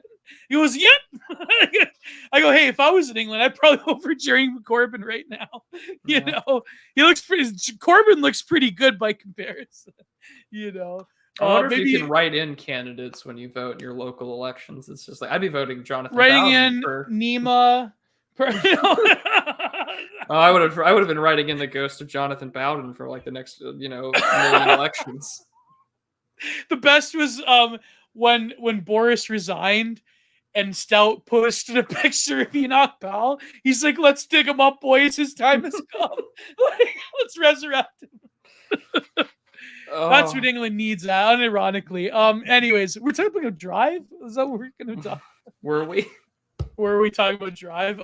It's been a crazy night. About like I think Drive. Why is like the cultural obsession with it is quite interesting. Like I know it's like there's the pantheon of like incel cinema, incel kino. like Drive, American Psycho, Fight Club, Taxi Driver, King of comedy to some King, extent. yeah, Falling Down. Oh yeah, definitely Falling Down. Yeah, like it's funny because that one poster, the like indicative of the left camp meme, where it says like you're missing the point by idolizing them, and then someone edited it say you are based by idolizing them. And it's like Tyler Durden, but then they had to like cross out the Rick and Morty, like Rick Sanchez, whatever his name. Yeah. Rick, what's his name? I think it is Sanchez. Yeah. That's weird. I used to watch Rick Sanchez back in the day. His show on CNN. I don't know why, but he was pretty entertaining. Then he crossed paths with Jon Stewart. So there. Nina Pavarotti based Italian women for people. Well, apparently Man's chat too. Yeah, Man's writing Enoch. Yeah, I'd be writing an Enoch or down the rest of my life. I might start doing that if I decide to vote in local elections, just to write in. Just so the news can be like, someone wanted to vote in Enoch Powell in a write-in ballot, Just be like, yeah. Press S to spit on Boris. Boris, more like R.I.P. Bozo. Bojo, more like Bozo. Wait, did I get a super chat? Where is the super chat? $5. Reprobus official. Can we get geo discussion of God Bless America? Have you seen that? What is God Bless America? Oh, God Bless America is like this I think it's 2009, 2011. But basically it's the comedy where he just like, The Reddit one? The Reddit one? Well, no, he basically like looks at all the degeneracy on modern TV and like the culture, and he's like, I served in the war, I remember 9/11, and he just basically like guns all of like modern society down. No, but he's like a Jon Stewart lib though, if I recall. Oh, he seemed pretty more like right to me. No, maybe I'm thinking of another movie, but it does sound like God Bless America is a black comedy where he basically just like kills everybody. Canadian shit lib rampage. Natural Born. No, I love Natural. Yeah, I love Natural Born Killers, man. Like that's a great film, especially that part where they're in the desert and then they played the one Nine Inch Nails song. You've got multiple super chats. What is the other one? Where is the other one? Let me see. If you don't scroll up and find them, then just go to your studio in a new tab and go to the monetization supers and just read them out. Oh, wow. I didn't know you could do that. Yeah. I didn't know that either until I got monetized. Whoa. Actually, I have my studios open here. Let me go. So anyways, yeah, there is a pantheon there, but like with Drive, like there is sort of like it's kind of at the top. If not the top. Super. Next to American Psycho. But I think it also has to do with I know, look at that. But it also has a lot to do with like the meaning behind it. Like, someone had pointed, there's a great tweet about this where it's talking about like American Psycho. It's like written by Bret Easton Ellis and meant to be a critique of like 80s yuppie culture using like a postmodern frame. But boomers can't help but identify with Patrick Bateman. And it just reminds me of like last week when Charlemagne was in the chat just being all like, sorry Zoomers, you have no culture. Yeah, I'm trying to look up the God Bless America film. Oh yeah.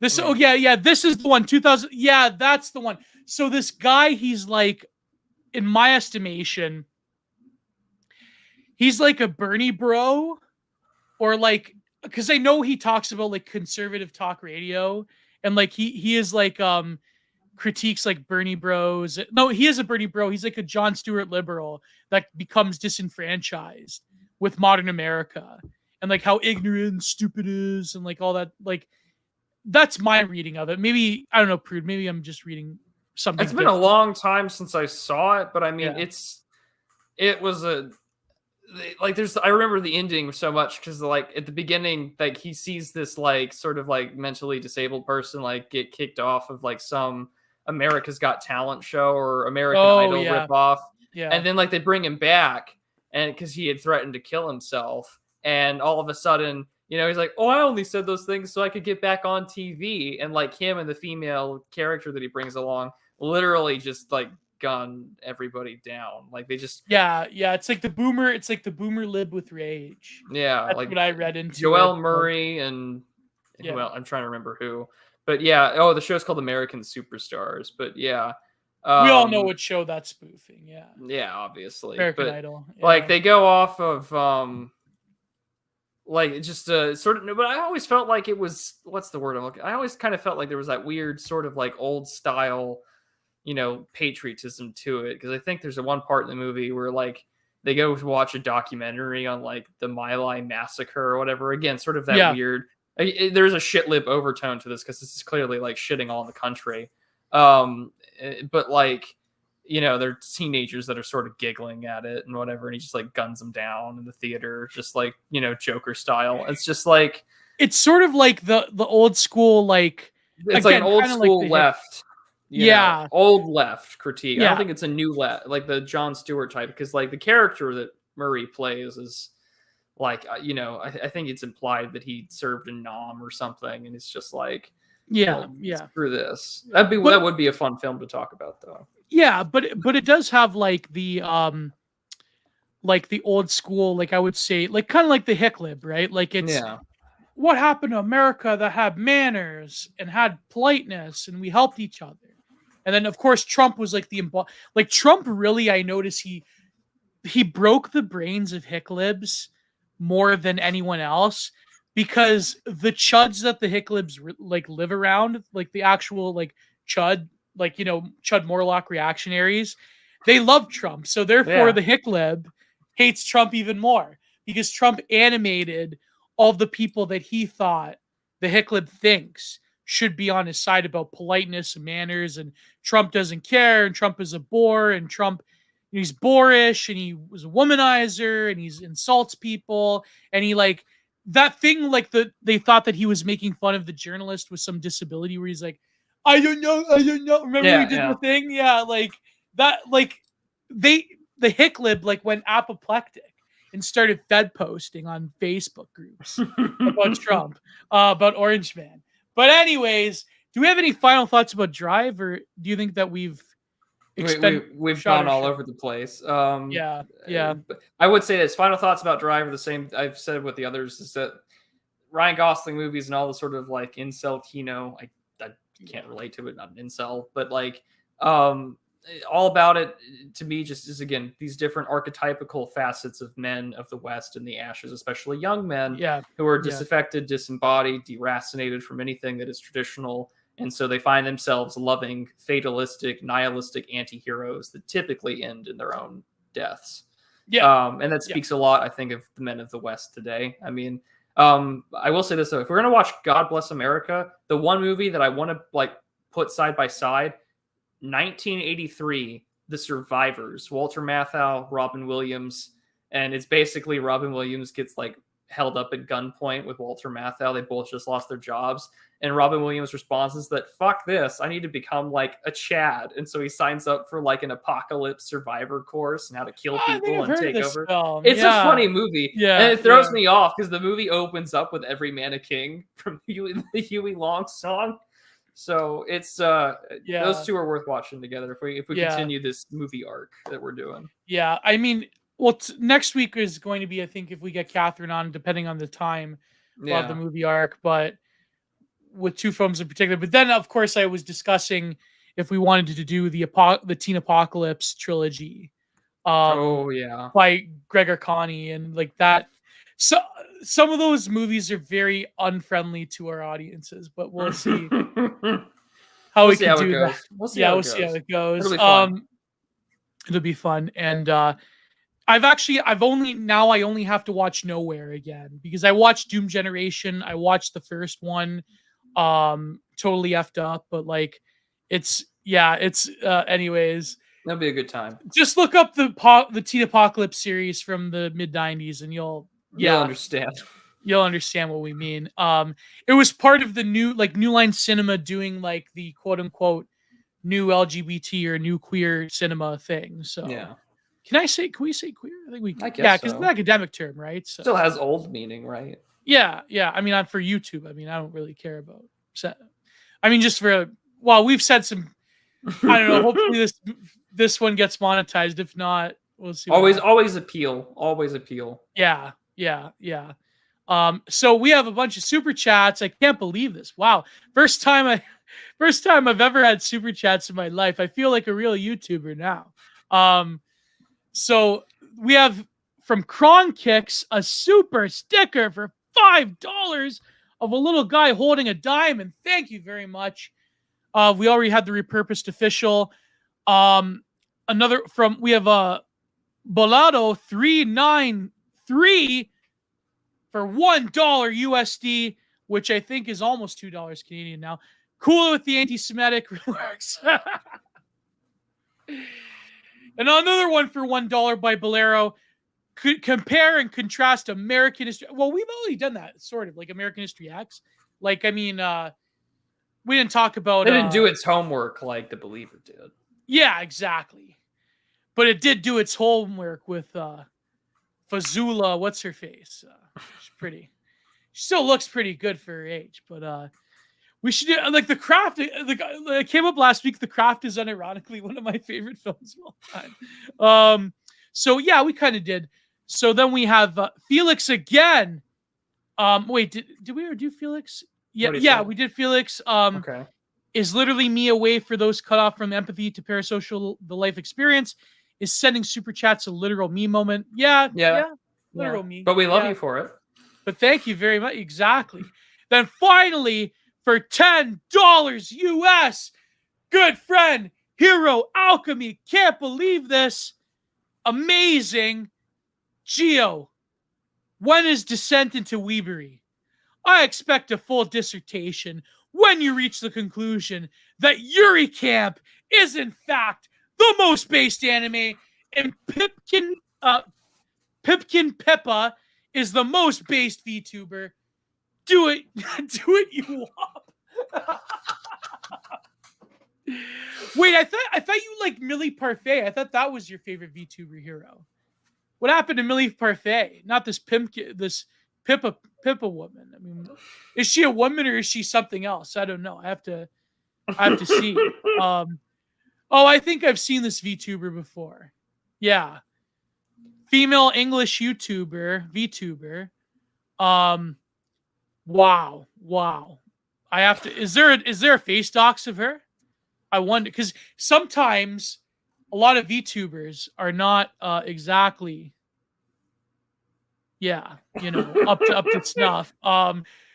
Apparently the Millie Parfait is just like this mid Filipino girl. So Pipkin is a Medicare fan. Yuri Camp, look at this. Yuri Camp's the real North. What? Yuri Camp's the real North. That's amazing. Did y'all ever do for the show? Did y'all ever see Knight Rider with Jake Gyllenhaal? Yeah, I saw Knight Rider.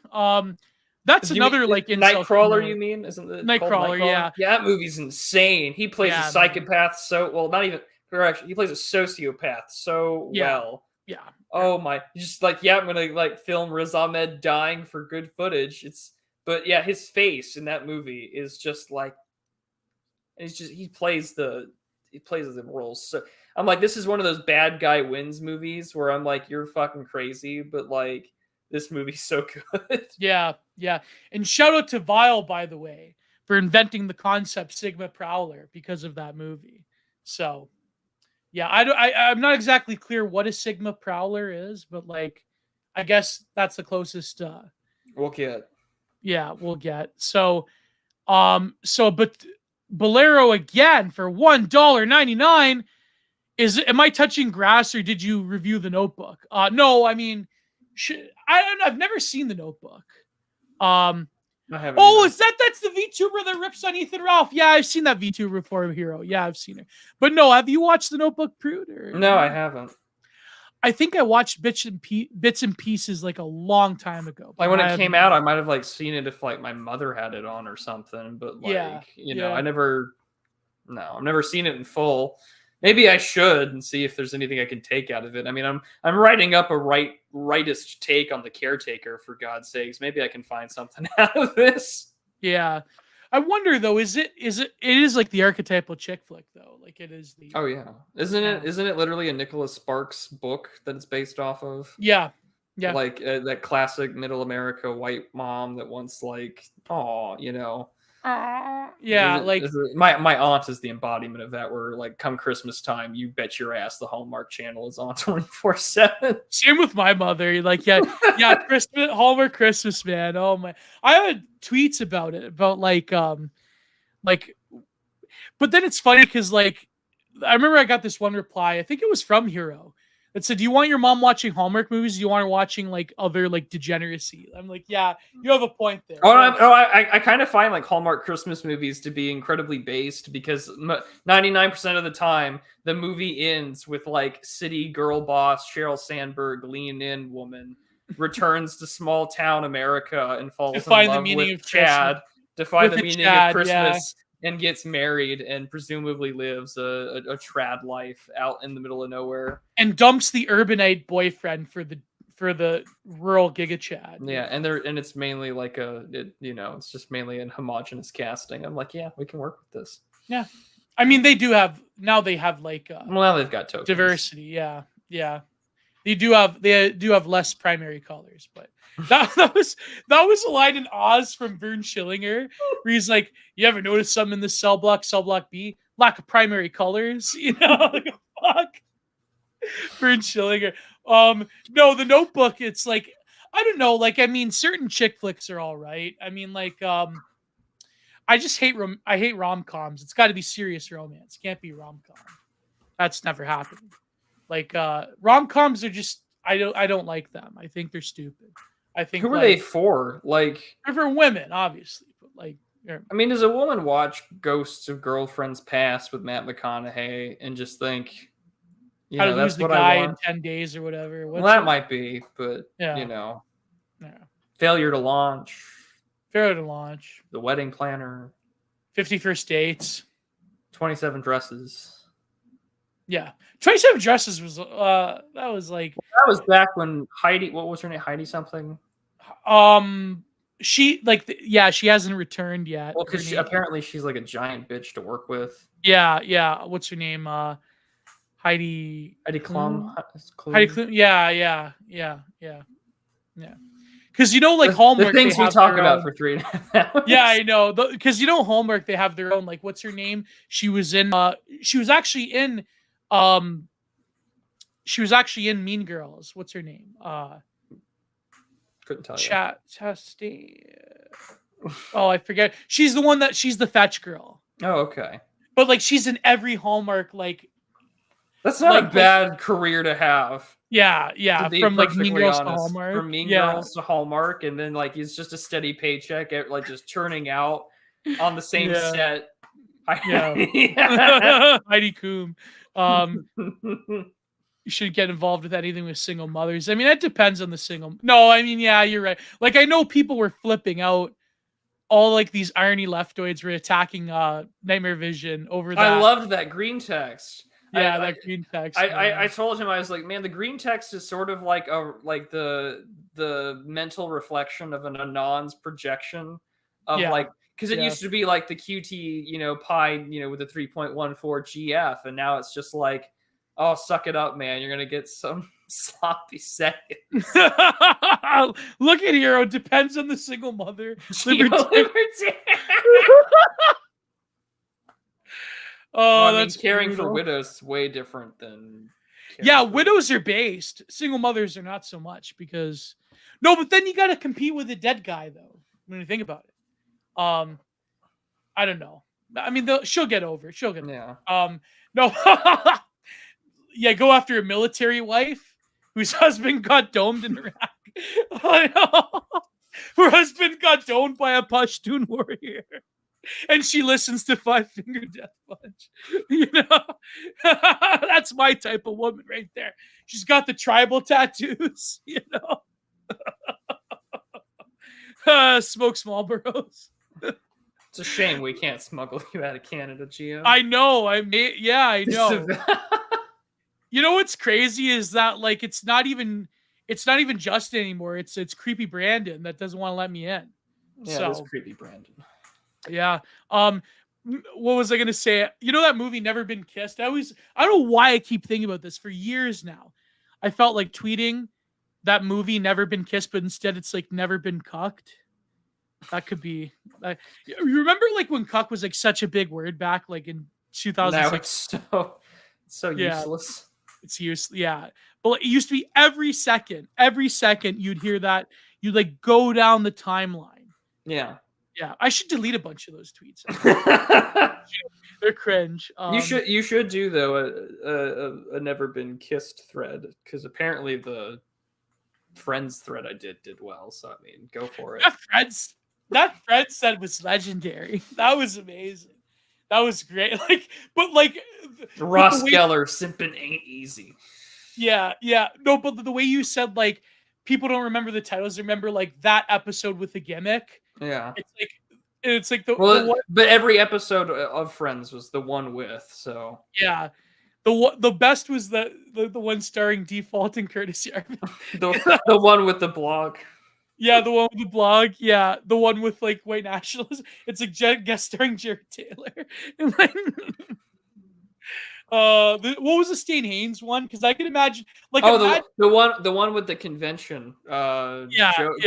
Joey invites Ross Chandler invites Ross to a convention, thinking it's about dinosaurs. Instead, he meets a bunch of scalies. Joey's in a dry spell, but a mysterious man on the subway tells him that not to despair. Guest starring Stain Haynes. Yeah, or like he walks into the cafe and he starts like sticker slapping everywhere. Oh man, I could picture Stain Haynes more in the Seinfeld version of New York. Oh yeah, than the Friends version of New York. But that's obvious.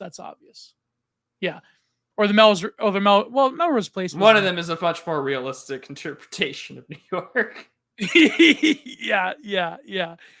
Imagine like Stain Haynes gets into a tussle with like George Costanza. Like he's sticker slapping near his apartment.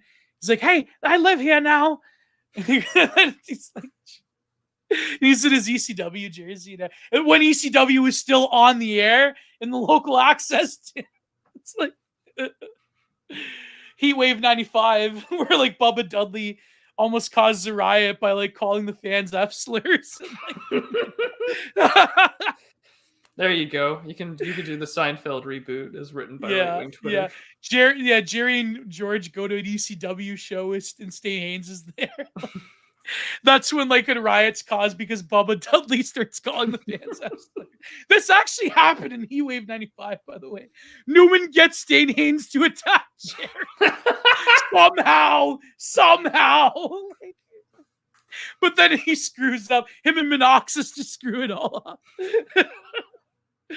Oh man, there was a movie by Carlos Regadas called Our Time, where he casts himself and his wife in a movie where the guy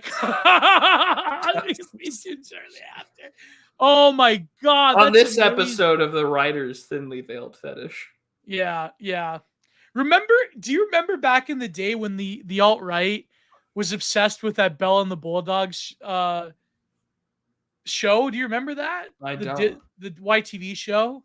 No. They were like obsessed with like the director was like putting in like the cuckold fetish into like this kid's show.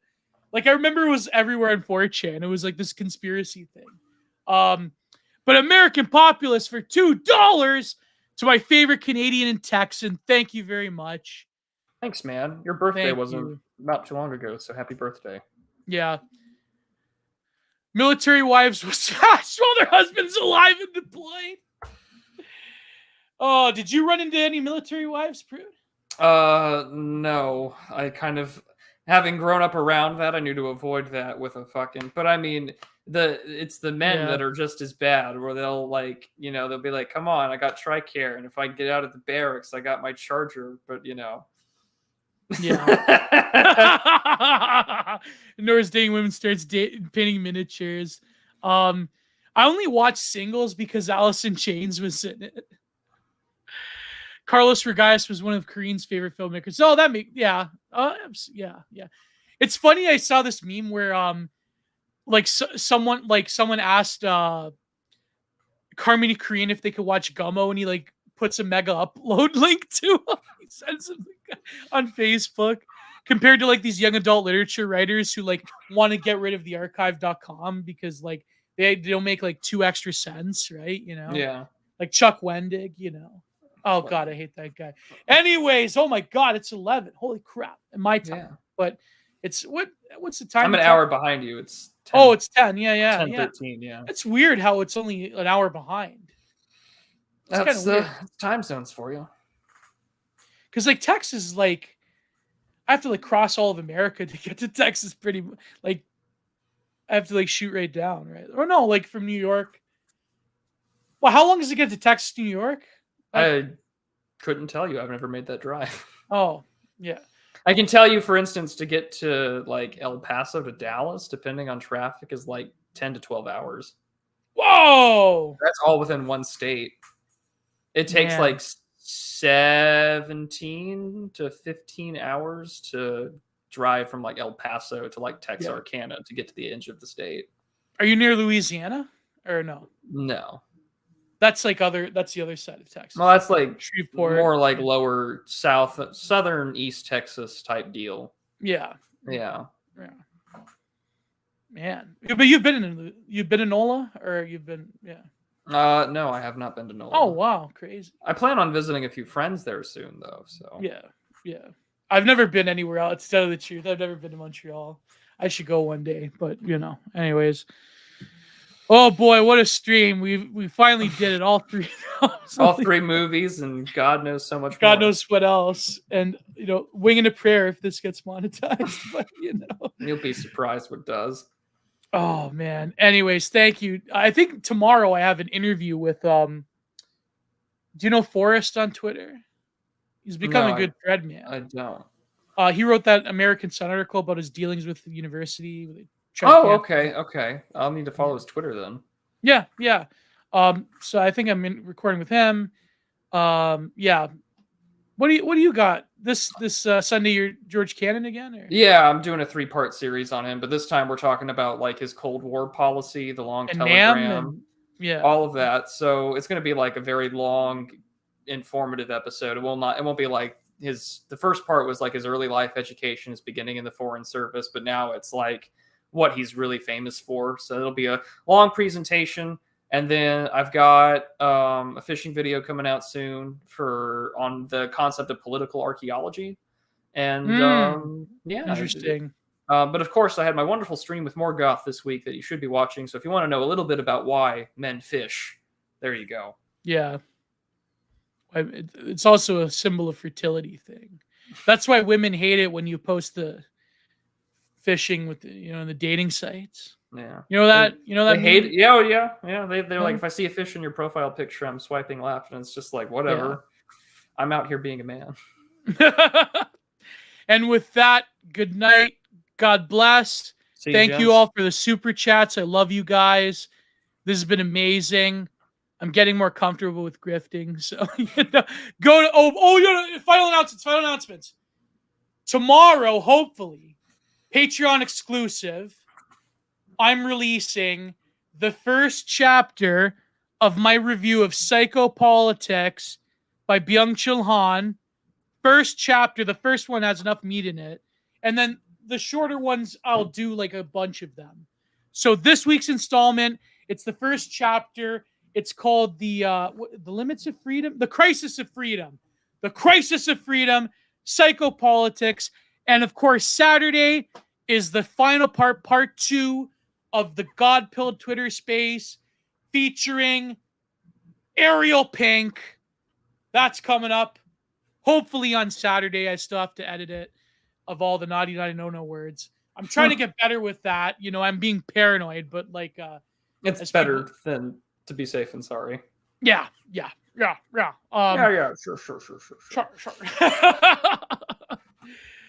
Oh man, we love our courtesy Ivan, don't we, folks? So that's great. A lot of things happening, a lot of content to produce. Next week, Content Minded will be Stain Haynes. Yeah, I should release the Stain Haynes ones. Yeah, there you go. He's great. There you go. Good, very good friend of mine. So wow, I'm pooped. Do you have any last shilling, Prude? all right, fishing. The Morgoth video's out. Sunday is going to have a little more of Kenan, and then I'm going to have the new right guys on pretty soon. I'm going to have Dan and Matt on, so we're going to have a fun conversation on right wing art, and then Who are the new right guys? Yeah, more. Wait, who are these guys? The New Right podcast, the guys that you were on. Oh, New Right. Oh shit! My mind immediately. Matt Pegas and Dan Ball. Yes, Dan Ball. Sorry. My mind immediately went to the fucking Vanity Fair article. Shame on you. I'm Shame like, on you. You mean like? I wish. I wish. Yeah. No. Be nice. No, my mind immediately went to the fucking Vanity Fair article. I'm like, no, but you mean New Right with a W. Yeah, with yes, a W. very good. Both of them, Matt Pegas and Dan, very good friends of mine. Had a killer 2-hour podcast with them. I should actually release an excerpt of promo thing because I was gonna do it. I feel bad now. Yeah. But I just had a bunch of other promo. I will release a promo on the Nina Power one video. I will release a promo on the Xanti one next week. So Eidetic Jesus. So I've never had that much controversy with the Punk Had to Mind yet. My God. Every comment had something to say about it. I bet. This has been great though, Prude. So next week, hopefully, if we work it out, because the thing is, she's got to board a flight at about 9. We may just have we could just we'll talk after. Reschedule We'll with after. default, yeah, or just pre-record. We could pre-record. Yeah. Yeah. That might be good for me because I'm traveling that weekend. Yeah. So I might be leaving on Thursday just to accommodate the time. I'll work out a date. Sounds good. Sounds good. We'll figure that out off the air. Yeah. Thank you all. God bless. Goodbye. Mwah. 2. Sweet. Da-na-na. I'm gonna do the bullet clips. Because the G1 climax is also this week. So there you go. I have to work. We'll see you all, gents. See you all.